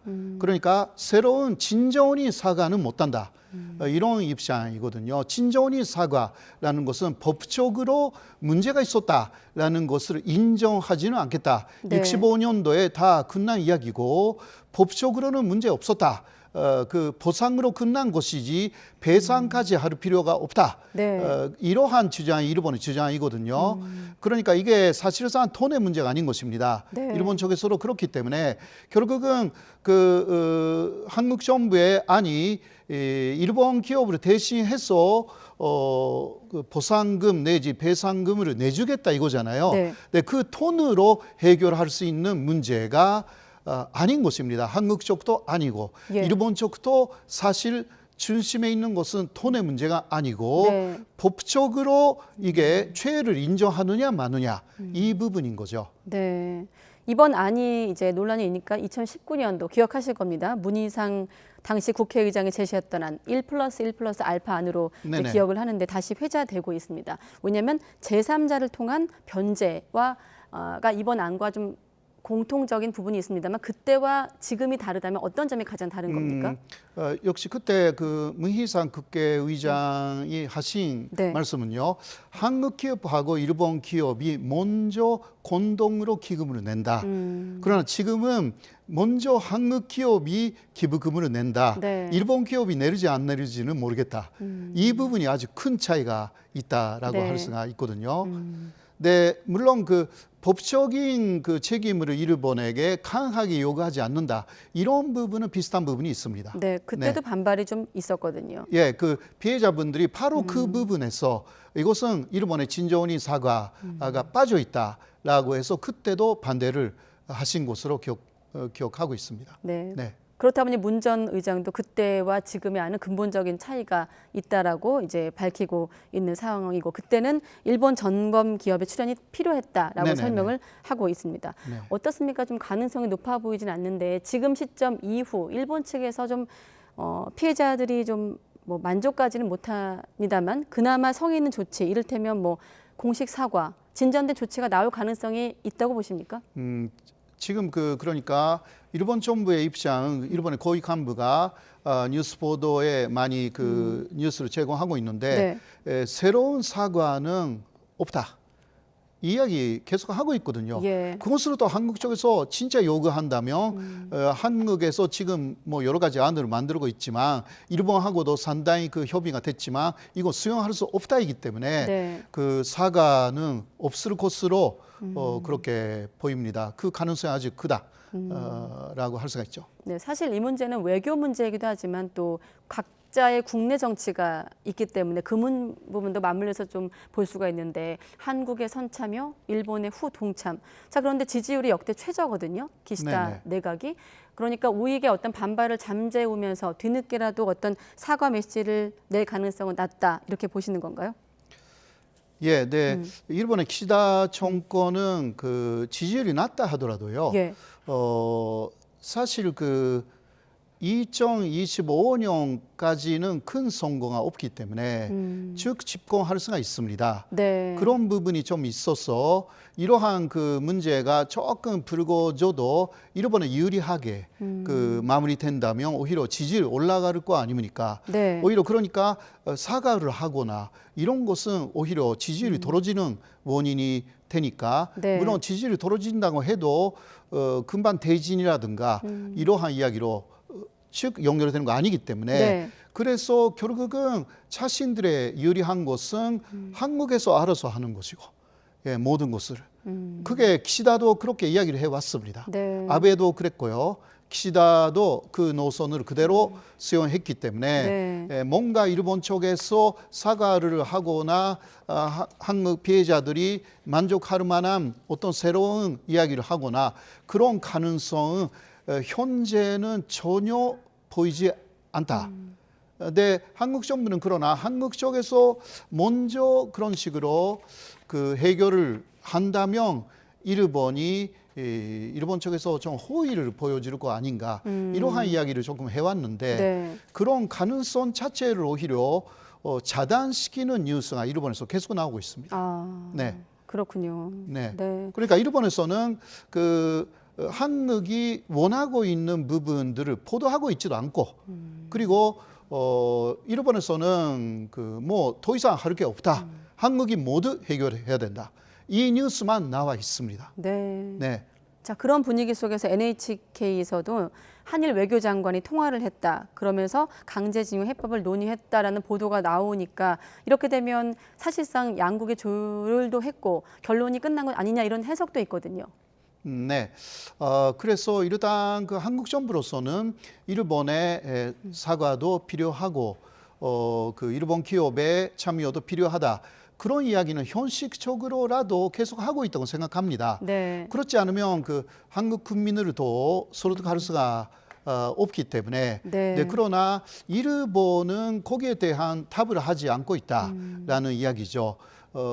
그래서 한국 쪽에서 일본 기업의 참여가 있다라든가 사과가 있을 것이다라는 말을 계속 한다라는 것 자체는 전혀 약속된 바가 없기 때문에 피해자분들도 그 부분은 잘 이해하고 있는 것 같습니다.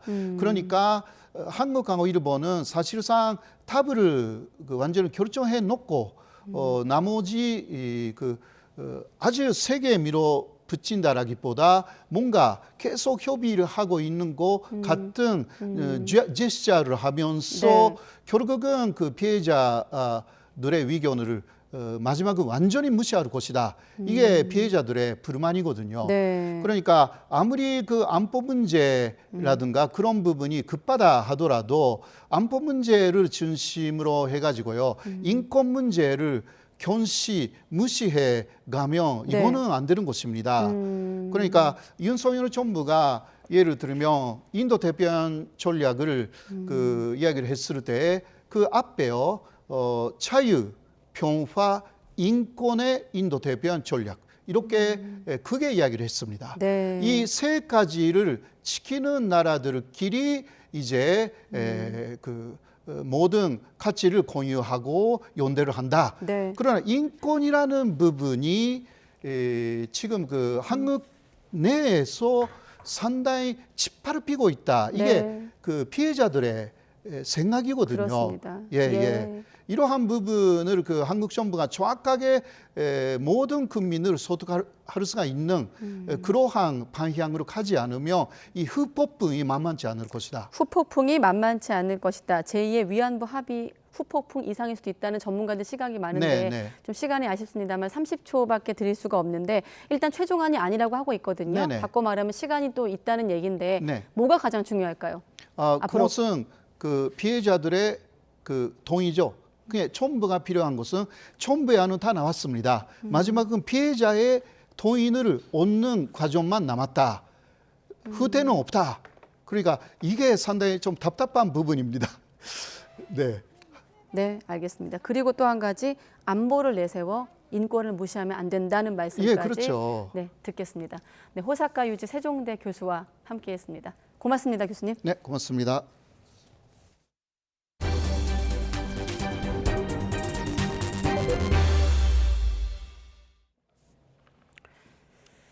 한국은행이 올해 첫 금융통화위원회에서 기준금리를 0.25%포인트 높여서 연 3.5%로 결정했습니다. 사상 처음으로 7차례 연속 금리를 올린 건데 여기서 멈출지 앞으로 더 올릴지 반으로 갈리고 있습니다. 김지선 기자의 보도입니다. 새해에도 금리 인상은 계속됐습니다. 한국은행 금융통화위원회는 기준금리를 0.25%포인트 인상한 3.5%로 결정했습니다. 지난해 4월 이후 7차례 연속 인상입니다. 고금리의 부작용인 경기 침체 신호가 곳곳에서 나오지만 또 금리를 올린 배경은 역시 물가입니다. 물가 오름세가 여전히 높은 수준을 나타내고 앞으로 상당 기간 목표 수준을 상회할 것으로 전망됨에 따라 물가 안정을 위해 기준금리를 25bp 추가 인상할 필요가 있다고 판단하였습니다. 여기서 더 올릴지는 정확히 반으로 갈렸습니다. 금융통화위원 6명 가운데 3명은 당분간 영향을 지켜보자며 동결 의견을 냈지만 나머지 3명은 한 번 더 올릴 가능성을 열어두자는 의견을 냈습니다. 여전히 높은 물가 오름세에도 의견 차가 팽팽한 건 올해 경기 전망이 한층 흐려졌기 때문입니다. 한국은행은 올해 성장률이 지난해 11월 예상치인 1.7%에 못 미칠 것으로 예상했고 지난해 4분기엔 역성장이 났을 거로 보고 있습니다. 이태원 사태라든지 여러 이유로 저희 4분기 경제 지표가 좀 나쁘게 나왔습니다. 그래서 4분기에는 음의 성장이 나타날 가능성이 굉장히 커졌습니다. 다만 올해 암울한 경기 전망에도 연내 금리 인하를 말하는 건 시기상조라 밝혀 한동안 고금리 기조는 유지될 전망입니다. YTN 김지선입니다. 세계 경제의 향방을 보여주는 미국의 소비자 물가 상승률이 6%대에 그치며 14개월 만에 최저를 기록했습니다. 미국 노동부는 지난해 12월 소비자 물가 지수가 전년 동월보다 6.5% 올랐다고 밝혔습니다. 6개월째 둔화한 것으로 지난 2021년 10월 이후 14개월 만에 최소폭입니다. AFP 통신은 미국의 인플레이션이 최악의 고비를 넘겼다는 신호로 보인다고 분석했는데 향후 금리 인상 속도 조절 기대감이 커지고 있습니다. 네, 그리고 최근 경제 상황에 대한 정부의 진단이 더 어두워졌습니다. 경기 둔화 우려가 커지고 있어 올해 예산을 상반기에 더 빨리 집행하기로 했습니다. 이형원 기자의 보도입니다. 경기 둔화 우려가 커지고 있다는 정부 진단이 나왔습니다. 지난해 6월부터 8개월째 경기 둔화를 계속 우려하고 있는 겁니다. 특히 이번 달에는 이런 둔화 우려 확대를 강조해 이전보다 더 부정적으로 평가했습니다. 고물가의 내수 회복세가 더딘 데다 경제 버팀목인 수출마저 부진하기 때문입니다. 중국의 리오프닝에도 불구하고 확진자가 굉장히 빠르게 증가하면서 실물 경제 쪽이 아직까지는 정상화되지 않은 모습이 우리 수출 실적에도 나타나고 있는 것으로 보입니다. 정부는 엄중한 경제 상황에 대응해 올해 예산 집행에 속도를 내기로 했습니다. 경기가 더 나빠지기 전 상반기에 역대 최고 수준인 예산 65%를 풀겠다는 겁니다. 올해 재정을 상반기 중에 더 빨리, 더 많이, 더 효과적으로 집행되도록 관리하겠습니다. 1, 4분기 집행이 최대화될 수 있도록 고공행진하는 물가를 잡기 위한 지자체 협조도 강조했습니다. 올해 주된 물가 상승 요인으로 공공요금을 꼽으며 인상 자제를 요청한 겁니다. 이를 위해 지방 공기업이 원가 절감과 생산성 향상으로 인상 요인을 최대한 흡수해달라고 당부했습니다. 정부는 민생 안정에 주력하면서 대내외 위험을 최대한 관리해 수출과 투자 등 경제 불씨를 살린다는 방침입니다. YTN 이영훈입니다. 네, 금리 이야기를 좀 이어가려고 했는데 속보가 있습니까? 네, 속보의 내용을 함께 대통령실 관련 속보인 것 같은데요. 현장을 연결해서 들어보겠습니다. 네, 김은혜 홍보수석입니다. 대통령은 오늘 나경원 전 의원을 저출산 고령화 사회 부위원장과 기후환경 대사직에서 해임했습니다. 신임 저출산위원회 부위원장에는 김영미 동위원회 상임위원을, 그리고 신임 기후환경 대사에는 조홍식 서울대 로스쿨 교수를 내정했습니다.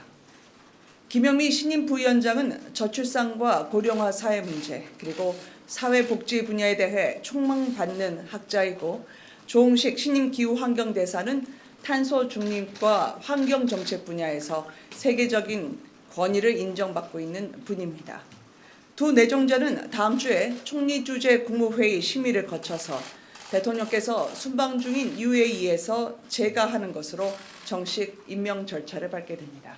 이상입니다. 네, 이상으로 브리핑을 마치겠습니다.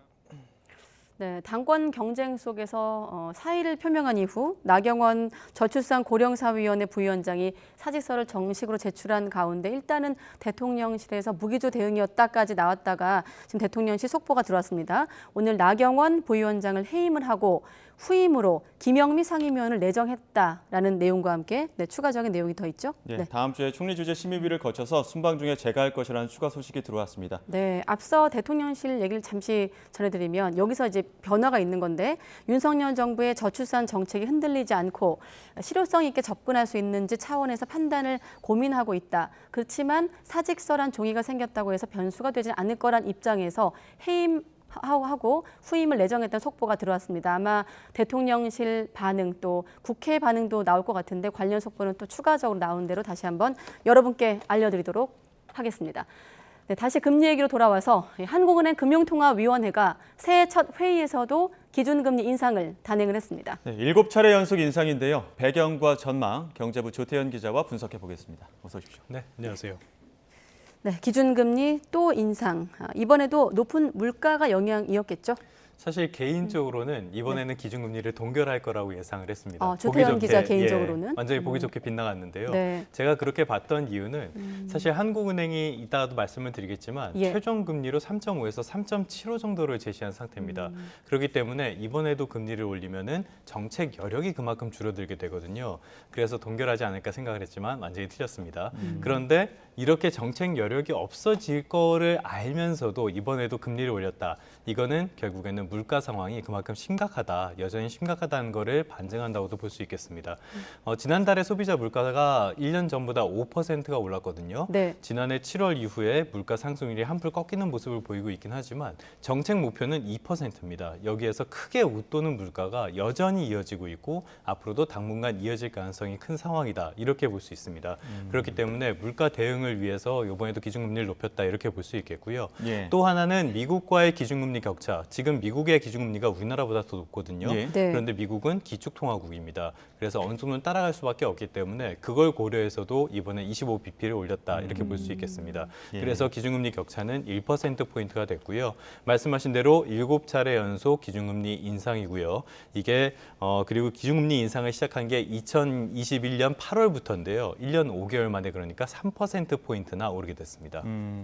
조태현 기자 말씀하신 것처럼 이번엔 좀 인상이 멈출까 싶었는데 멈추지 않았고 이제 궁금한 거 다음에는 멈출까일 텐데 다음엔 어떻습니까? 자, 최종금리에 대해서 말씀을 드렸는데요. 지금 최종금리를 금통위원 3명이 3.5%로 제시를 했고요.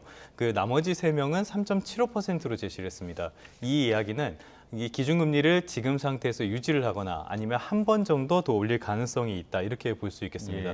물론 이대로 가는 거 아닙니다. 이건 뭐 정책 약속 같은 거 아니니까요. 상황에 따라서 바뀔 수는 있지만 어찌됐든 지금 최종 금리 수준까지는 거의 근접한 상태다 이렇게 볼 수 있겠습니다. 그럼 말씀하신 것처럼 관심은 언제 기준금리를 낮추냐 이거가 되겠죠. 기준금리라는 게 항상 말씀을 드린 것처럼 양면성이 있기 때문에 지금 부작용이 상당히 불거지고 있는 상황입니다. 그래서 이런 것들이 관심이 가는데요. 이 부분에 있어서는 이창용 총재가 어느 정도 명확하게 이야기를 했습니다. 그러니까 지금 물가 상승률이 정책 목표로 근접한다는 확신을 갖기 전까지 기준금리 인하를 논하는 거는 시기상조다 이렇게 이야기를 했습니다. 그러니까 지금 상황은 물가가 오를 만한 요소도 있고 내릴 만한 요소도 있어서 확신을 하기 어려우니까 아직은 상황을 조금 더 봐야 된다 이건데요. 그런데 조금 더 결이 다른 점도 있었습니다. 그러니까 금융 안정이나 하방 위험 같은 것들을 고려해서 추가 인상도 검토하겠다 이렇게 이야기를 했거든요. 이런 점을 고려하면은 역시 지금 상태에서 기준금리를 어느 정도 유지를 하거나 한 번 정도만 더 올리고 마무리하는 정도로 좀 유력하다고 이렇게 보시면 될 것 같습니다. 네, 아까 기준금리 인상에 있어 부작용을 언급을 했는데 조금 더 설명해 주시죠. 한국은행도 언급이 있었고. 지금 기준금리는 우리가 중립금리라고 하는 수준을 넘어서는 정도입니다. 지금 연 3.5%라고 말씀을 드렸는데요. 중립금리는 2.75에서 3% 정도라고 봅니다. 이 중립금리는 경기가 더 과열되지도 더 침체되지도 않는 적정한 수준의 금리를 말하거든요. 그런데 이 지금 중립금리를 많이 넘어섰다는 거는 경기가 앞으로 침체할 가능성이 더 크다라고 봐야 될 것 같습니다. 실제로 이런 것들이 나오고 있고요. 한국은행이 지난해 11월에 올해 경제 성장률을 1.7%로 제시를 했습니다. 그런데 오늘 이창용 총재 설명회에서 이거에 관련한 언급이 있었어요. 1.7%에 도달하기 어려울 것 같다는 이야기가 있었습니다. 지난해 4분기에 마이너스 성장률이 나오고요. 올해 상반기까지는 좀 어려울 것 같다. 이렇게 이야기를 했는데요. 가장 큰 이유를 들자면 역시 중국 경제가 생각만큼 빠르게 회복하지 못할 것 같다라는 전망이 하나가 있고요. 또 하나는 기준금리를 전 세계적으로 빠르게 높이다 보니까 전반적인 세계적 경기가 다 안 좋아지기 시작했습니다. 이런 것들이 우리나라 경제의 밥줄이라고 할 수 있는 수출에도 영향을 미치기 때문이죠. 그리고 또 하나 우리가 정말 와닿는 부작용이 뭘까 하면 역시 대출금리를 들 수 있을 것 같습니다. 가계대출이 사실 지난 5년 동안에 부동산 시장이 굉장히 과열되면서 빠르게 늘었거든요. 그래서 지금은 GDP보다도 더 많은 상황입니다. 그래서 25bp 기준금리가 오를 때마다 가계대출 이자 부담이 한 3.3조 원 정도 늘어날 것으로 보고 있어요. 그리고 기업대출 이자 부담은 한 2조 원 정도 늘어날 걸로 보고요. 그런데 3%포인트 올랐다고 말씀을 드렸잖아요. 그러면은 가계대출 이자 부담은 한 40조 원 정도가 늘어났다고 볼 수 있고요. 기업대출 이자 부담은 24조 원, 둘 합쳐서 60조 원, 64조 원이나 이자 부담이 늘어났다고 볼 수 있습니다. 그래서 올해 연말쯤 되면은 자영업자 대출 가운데 한 40조 원 가량이 부실화되는 거 아니냐 이런 부작용 그런 우려까지 지금 나오고 있거든요. 예. 그래서 한국은행은 지금은 금융위기 가능성은 없다고 계속 강조를 하고 있지만 이런 점들이 계속 쌓인다면은 언제든 문제가 터져 나올 수 있고요. 그렇기 때문에 지금은 낙관만 할 수 있는 상황은 아닐 걸로 봐야 될 것 같습니다. 예, 이번에 미국도 한번 짚어봐야 될 것 같습니다. 우리가 언제 이렇게 미국 물가에 관심을 가졌나 싶을 네. 정도로 맞습니다. 미국 물가에 계속 관심을 보이고 있는 상황인데 이제 조금 주춤하는 모습을 보이고 있는 것 같아요. 우리가 이 자리에서만 관심을 가진 게 아니죠. 예. 전 세계가 미국 물가에 주목을 했습니다. 예. 지난달 미국의 소비자 물가 상승률이 나왔는데 1년 전보다 6.5% 올랐어요. 여전히 정책 목표인 2%보다는 훨씬 높은 수준입니다. 그렇지만 이게 14개월 만에 가장 낮은 수준이었다는 데 시장이 환호를 했고요. 네. 또 하나는 작년 같은 기간과 비교한 거 말고 전달과 비교한 거 예. 이렇게 비교를 했을 때 0.1% 하락했습니다. 내렸다는 얘기죠. 맞습니다. 네. 이게 2020년 5월 이후에 처음으로 하락한 겁니다. 그러다 보니까 시장이 상당히 좀 환영하는 모습을 보였는데요. 그렇기 때문에 이제 연준이 기준금리 인상을 멈추고 이제 좀 제동을 거는 것이 아니냐 이런 기대감이 많이 커졌다고 볼 수 있겠습니다. 그런데 아직은 낙관만 할 상황은 아닌 것 같아요. 이번에 미국의 소비자 물가 상승률이 이렇게 좀 주춤했던 가장 큰 이유는 역시 국제유가가 주춤했던 이게 예. 가장 큰 영향을 미쳤거든요. 그런데 최근에 국제유가는 조금 다른 모습을 보입니다. 예를 들어서 미국의 그 석유 산유국들이죠. 예. 오펙 플러스라든지 셰일가스 업체들이 더 증산을 하지 않겠다라는 그런 의사를 밝히고 있고요. 예. 중국이 리오프닝을 하면서 여기서 수요가 늘어나게 되면 다시 국제 유가가 들썩일 가능성도 있습니다. 거기다가 이 유가와 식료품 같은 것들을 제외한 근원 소비자 물가라고 하거든요. 네. 이런 것들은 여전히 제법 높은 상태입니다. 그러니까 기조적인 흐름 자체는 여전히 물가는 확실하게 꺾이진 않고 있다. 이렇게 봐야 될 것 같아요. 그래서 이번에 미국의 FOMC에서도 아마 기준금리를 높이지 않겠냐 이런 전망이 나오는데요. 다만 말씀드렸다시피 지금 물가 상승률 자체는 약간 꺾이는 걸로 보이고 있고요. 또 경기의 충격이 굉장히 좀 현실로 다가오고 있습니다.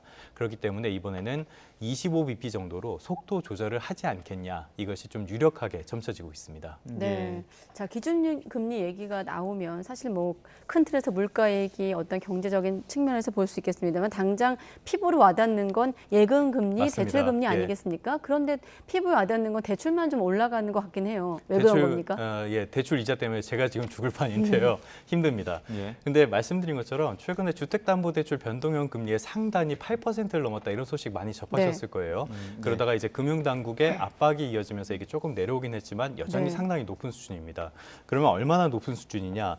예금은행의 가계대출 평균 금리가 2020년 8월에 2.55%였고요. 이게 지난해 11월에 5.57%까지 크게 상승을 했습니다. 예. 이런 추세가 이어지다가 최근에 금융당국의 압박이 이어지면서 약간 하락하는 모습을 보였죠. 그런데 예금 금리는 더 빨리 떨어졌습니다. 그래서 지금 불만이 굉장히 많은데 사실 은행도 할 말은 있습니다. 왜냐하면은 그 지난해 보면은 그 자금 시장 경색이 되면서 은행들의 조달 금리도 많이 올랐었거든요. 그런데 조달 금리가 오르는 것들이 한 달치를 모아서 다음 달에 반영이 됩니다. 네. 그 말은 예금 금리는 바로 내려가지만 대출 금리는 한 달 정도 시차를 두고 내려간다는 뜻이에요. 시차가 있다. 예, 그만큼 시차가 있기 때문에 어느 정도 은행의 얘기도 일리는 있는데요. 그렇다고 해서 지금 은행들이 보여주는 모습, 예를 들어서 영업시간 정상화 같은 것들은 지금 이제 갓 논의를 시작했고요. 성과급 지금 엄청나게 주고 있죠. 이런 모습들을 보면은 과연 이런 이야기에 얼마나 사람들이 납득을 할 수 있을까 이 부분은 좀 의문입니다. 그런데 제가 하나 더 지적하고 싶은 거는 사실 이렇게 예대금리차가 벌어지고 혼선이 벌어지는 거에 영향 가운데 하나는 정부의 영향이 좀 있습니다. 예, 무슨 얘기냐면요. 정부가 당국이 이자 장사, 은행이 이자 장사 너무 심하게 한다. 그래서 압박을 하니까요. 은행들이 수신금리, 예금금리를 올리기 시작했습니다. 그런데 예금금리를 올렸다는 건 그만큼 조달금리가 올라간다는 뜻이잖아요. 은행의 비용이 커졌습니다. 그러면 그만큼 대출금리가 따라서 오르게 됩니다. 이게 벌어지다 보니까 또 당국이 압박을 해요. 대출금리 너무 올랐다. 그러니까 수신금리 인상을 자제하고 경쟁 좀 이제 자제해라. 이렇게 얘기하니까 이제 수신금리를 다시 낮추기 시작한 거예요. 예. 그럼 또 시차가 생기니까 예대금리차가 벌어집니다. 그러니까 지금 와서 다시 대출금리도 낮춰라 이렇게 이야기를 하고 있거든요. 그러니까 당국이 시장에 지나치게 개입을 하면서 이런 독들이 어떤 금융 소비자에게 전이되고 있다 이렇게도 볼 수 있는 부분이 있습니다. 물론 그렇다고 해서 은행에 책임이 없다 이렇게 이야기를 하지는 않겠습니다. 네, 알겠습니다. 7차례 연속 한국은행의 기준금리 인상을 단행을 한 부분 경제부 조태현 기자와 함께 분석해봤습니다. 수고했습니다. 네, 고맙습니다.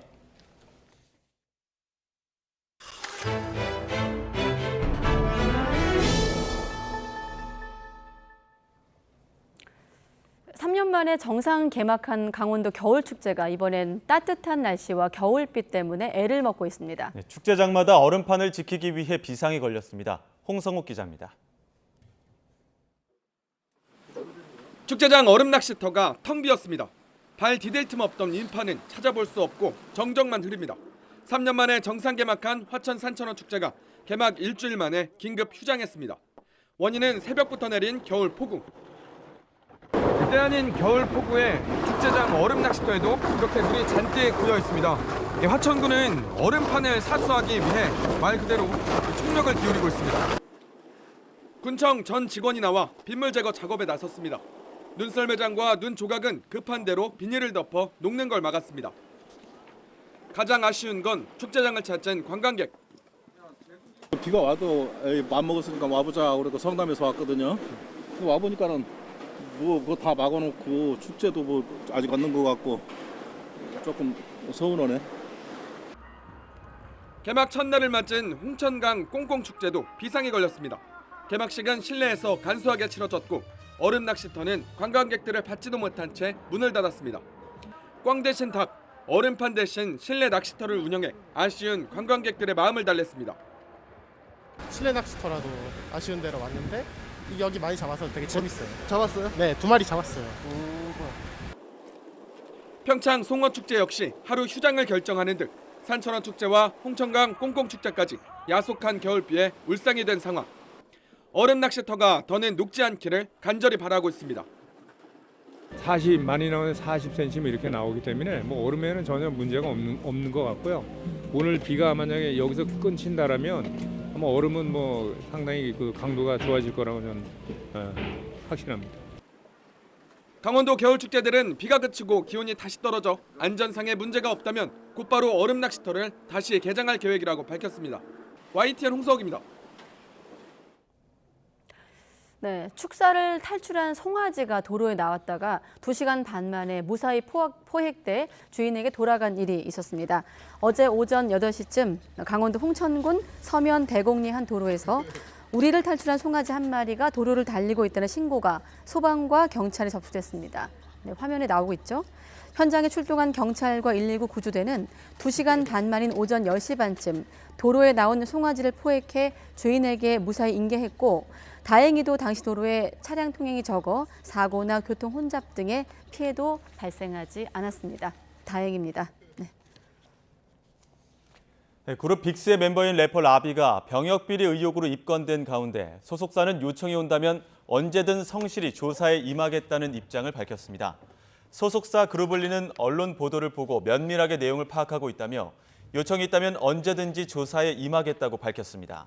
앞서 라비는 입대를 앞두고 건강상의 이유라며 사회복무요원으로 대체복무를 시작했는데 최근 브로커를 통해 병역을 감면받은 혐의로 입건된 것으로 알려졌습니다. 후쿠시마 제1원전에서 발생하는 방사성 오염수가 올해 봄이나 여름쯤부터 방류될 것으로 보입니다. 오늘 교도통신 등에 따르면 일본 정부는 이날 도쿄 총리관저에서 후쿠시마 제1원전 방사성 오염수 방류와 관련된 강요회의를 열었습니다. 일본 정부는 회의에서 오염수 방류 해양 방류 개시 시점과 관련해 설비공사 완료와 원자력 규제위원회 공사 후 검사를 거쳐 올해 봄부터 여름쯤이 될 것으로 전망했습니다. 조 바이든 미국 대통령의 부통령 재임 당시 기밀 문건이 개인 사무실뿐만 아니라 사저에서도 발견된 것이 알려지면서 논란이 커지고 있습니다.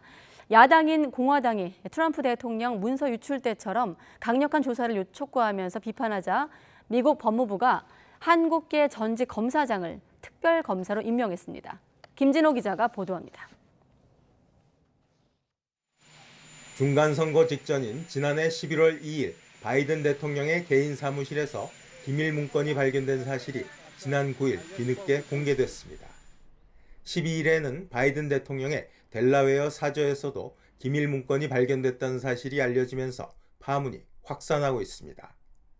야당인 공화당은 조사는 공평해야 한다며 공세를 높이고 있습니다.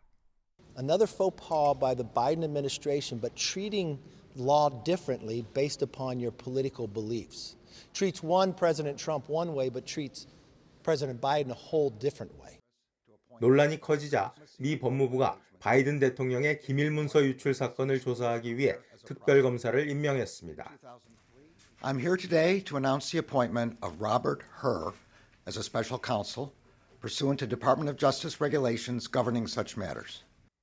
로버트 허 특검은 한국계로 법무부 수석 차관부를 거쳐 2018년 4월부터 2021년 2월까지 메릴랜드주 연방검찰청 검사장을 지낸 인사입니다. 특검은 정치적으로 민감한 사안에 대한 조사를 위해 주로 임명되며 독립성을 가지고 사건 조사에 임하게 됩니다. 법무부의 특검 임명 발표는 바이든 대통령이 해당 사실을 인정한 직후 나왔습니다. 백악관과 법무부는 특검 임명에 대해 사전에 조율한 것으로 알려졌습니다. When they were discovered, and this is the right thing to do, right? His lawyers reached out immediately to the archivists. They reached out to the Department of Justice. 이미 비슷한 사안으로 도널드 트럼프 전 대통령이 특검 조사를 받고 있는 점 등을 감안해 형평성을 맞추기 위한 조치로 해석됩니다. 트럼프 전 대통령은 2021년 1월 퇴임 당시 100건이 넘는 기밀 문건을 유출했다는 혐의로 연방수사국 FBI로부터 자택에 대한 압수수색을 받았고 잭 스미스 특별검사가 이를 넘겨받아 조사를 진행하고 있습니다. YTN 김진호입니다. 중국이 미국 뉴욕에 설치한 비밀 결찰서로 추정되는 사무실은 뉴욕 맨해튼 차이나타운의 마라탕 가게 건물에 위치한 것으로 파악됐습니다. 뉴욕타임스 보도에 따르면 이 건물 내부 안내판에는 중국 경찰이 사용하는 층만 공란으로 표기되어 있습니다. 바깥 유리벽에는 중국 푸젠성 창러향후회 간판이 붙어 있는데 지난해 가을 미 연방수사국 FBI와 연방검찰이 압수수색하기도 했다고 이 신문은 보도했습니다. 세계 1위의 반도체 위탁 생산 기업인 타이완 TSMC가 일본의 두 번째 공장 건설을 검토하고 있다고 밝혔습니다. 미국과 일본, 타이완의 반도체 밀월이 깊어지는 분위기입니다. 김원배 기자가 보도합니다. 세계 1위의 반도체 위탁 생산 기업인 타이완 TSMC의 웨이저자 최고 경영자가 일본의 두 번째 반도체 공장 건설을 검토하고 있다고 말했습니다.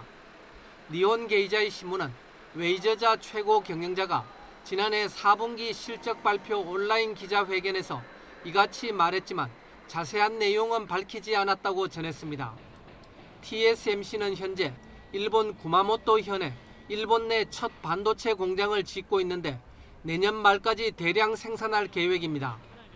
일본 정부는 지난해 6월 TSMC가 구마모토 공장 건설에 투자하는 우리 돈 11조 원 가운데 4조 5천여억 원의 보조금을 지급하기로 결정했습니다. 일본 내 반도체 생산 능력 확보에 사활을 걸고 있는 일본 정부의 최근 태도로 볼 때 TSMC의 두 번째 공장 건설에도 막대한 보조금을 지급할 것으로 예상되고 있습니다. TSMC는 지난달에는 미국의 제2공장 건설 계획을 밝혔습니다. 현재 애리조나주에 120억 달러를 투자해 1공장을 건설 중인데 추가로 280억 달러를 투자해 최첨단 3나노 칩을 생산하는 제2공장을 건설하겠다는 것입니다. TSMC is investing $40 billion here in Arizona, the largest foreign investment in the history of this state. Over 10,000 construction jobs and 10,000 high-tech jobs will be created. 미국과 일본은 지난 5일 지나 르몬드 상무장관과 니시무라 야스토시 경제산업상의 회담을 열고 반도체 국산화 등 경제안보 분야 협력을 확대하기로 의견을 모았습니다. 당시 회담에는 미국의 IT 대기업인 IBM과 일본 주요 대기업들이 첨단 반도체 국산화를 위해 지난해 설립한 라피더스의 간부들도 동석했습니다. 자국 내 반도체 공급망을 확보하려는 미국과 일본, 그리고 지정학적 위험을 분산하려는 타이완의 이해관계가 맞아떨어지면서 세 나라의 반도체 밀월이 깊어지고 있는 분위기입니다. YTN 김원배입니다. 미국 국방부 조사 결과 미확인 비행물체 UFO와 관련된 신고의 절반은 풍선인 것으로 나타났습니다. 미 국방부는 이런 내용 등을 담은 연례 보고서를 의회에 제출하고 기밀 내용을 뺀 11쪽 분량의 보고서를 공개했습니다. 이 보고서를 보면 국방부는 지난 2021년 이후 관측되거나 신고된 366건의 UFO를 조사했는데 163건은 풍선, 26건은 드론, 나머지 6건은 새나 비닐봉지 등이었던 것으로 나타났습니다. 다만 국방부는 나머지 171건의 유형은 특정하지 않았는데 일부는 이상한 비행 특성이나 능력을 갖춘 것으로 보인다면서 추가 분석이 필요하다고 덧붙였습니다.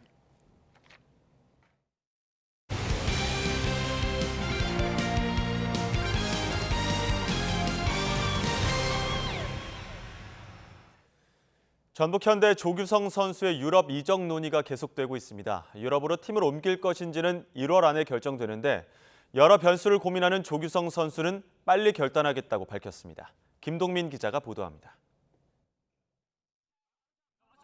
오랜만에 훈련장에 모인 전북 선수들이 골대에 공을 맞히는 게임을 합니다. 작은 골대에 슈팅을 하고 콘을 넘어뜨리기도 하며 가볍게 몸을 풉니다. 훈련장에서 최대의 관심사는 스트라이커 조규성의 이적 여부였습니다. 유럽 구단들의 공식적인 제안이 있었기 때문에 이제 공은 조규성 선수에게 넘어온 것으로 보입니다. 저는 지금 쉬다가 조금 이제 몸을 끌어올린 상태고 바로 100%로 부딪혀야 되는데 가면은 어느 정도 경쟁력이 있을까? 그 유럽 무대는 뭐 많이 들었다시피 또 냉정하다고 생각을 하기 때문에 고민이 많은 이유가 있습니다. 동계 훈련을 하지 않고 바로 유럽으로 갈 경우 부상 가능성이 적지 않습니다. 최상의 몸 상태가 아니지만 바로 실전에 투입돼 실력을 보여줘야 한다는 부담도 있습니다. 그렇다고 다음 이적 시장이 시작되는 여름에 유럽에 갈 수 있다고 장담할 수 없기 때문에 좋은 제안이 온다면 거부하기도 어렵습니다. 40억 원 이상의 이적료 제안은 그만큼 조규성을 원하고 있다는 이야기이기도 합니다. 어느 리그로 가든 조규성이 그리고 있는 마지막 리그는 프리미어리그. 모든 선수들이 다 그 EPL을 가고 싶을 것이고 제가 경기를 더 뛸 수 있고 더 많이 뛸 수 있고 더 성장할 수 있는 무대로 가는 게 맞다고 생각을 하기 때문에 전북은 다음 주 월요일 한국을 떠나 스페인에서 한 달간 전지 훈련을 할 예정입니다. 조규성이 결심을 굳힌다면 이적 추진은 급물살을 탈 수도 있습니다. 조규성은 전지훈련지 스페인에서 훈련하는 동안 새로 이적할 팀이 정해질 가능성도 커 보입니다. YTN 김동민입니다. 프로축구 K리그 1이 다음 달 25일 울산과 전북의 현대가 더비로 시즌의 막을 올립니다. 프로축구연맹은 2023 시즌 정규리그 일정을 발표했는데 공식 개막전은 다음 달 25일 2시 울산 문수경기장에서 열리는 울산과 전북의 경기입니다. 지난 시즌 디펜딩 챔피언인 울산과 대한축구협회 FA컵 우승팀인 전북이 개막전부터 맞붙으면서 팽팽한 경쟁을 이어가게 됐습니다. 오늘 겨울답지 않게 눈이 아닌 많은 비가 내렸습니다. 특히 남부지방에 비가 집중되면서 부산에는 80mm, 여수에는 60mm 가까운 양이 내렸는데요. 가뭄이 극심했던 남부지방에는 건조함을 덜어주는 말 그대로 단비였습니다. 오늘 비는 대부분 그쳐가고 있지만 눈비는 내일 다시 이어집니다. 서울 등 내륙에는 내일까지 1에서 7cm의 눈이 내리겠지만 영동과 동해안에는 폭설이 쏟아집니다. 모레까지 많은 곳에는 70cm가 넘는 눈 폭탄이 예상되는데요. 시설물이 무너지는 등 안전사고도 우려되는 만큼 철저한 대비가 필요하겠습니다. 내일 아침 기온은 평년보다 5도에서 10도가량 높겠습니다. 서울 7도, 전주 8도, 포항 10도 예상되고요. 내일 낮 기온은 아침 기온과 큰 차이가 없겠습니다. 서울 7도, 전주 10도, 포항과 울산 11도 예상되는데요. 오후부터는 찬바람이 불기 시작하겠습니다. 일요일에도 전국 곳곳에 눈이 내리고 영동에는 폭설이 이어지는 만큼 주말과 휴일 교통안전에 유의하셔야겠고요. 기온은 점차 예년과 비슷한 영하권으로 떨어지면서 다시 겨울 추위가 시작되겠습니다. 날씨 정보였습니다. 네, 나경원 전 의원이 저출산 고령사회위원회 부위원장 또 기후환경 대사직에서 모두 해임됐습니다. 이어지는 이분이 뉴스에서 관련 속보 첫 뉴스로 준비하고 있으니 확인하시기 바랍니다. 가장 빠른 종합뉴스 뉴스큐 마치겠습니다. 시청해주신 여러분 고맙습니다.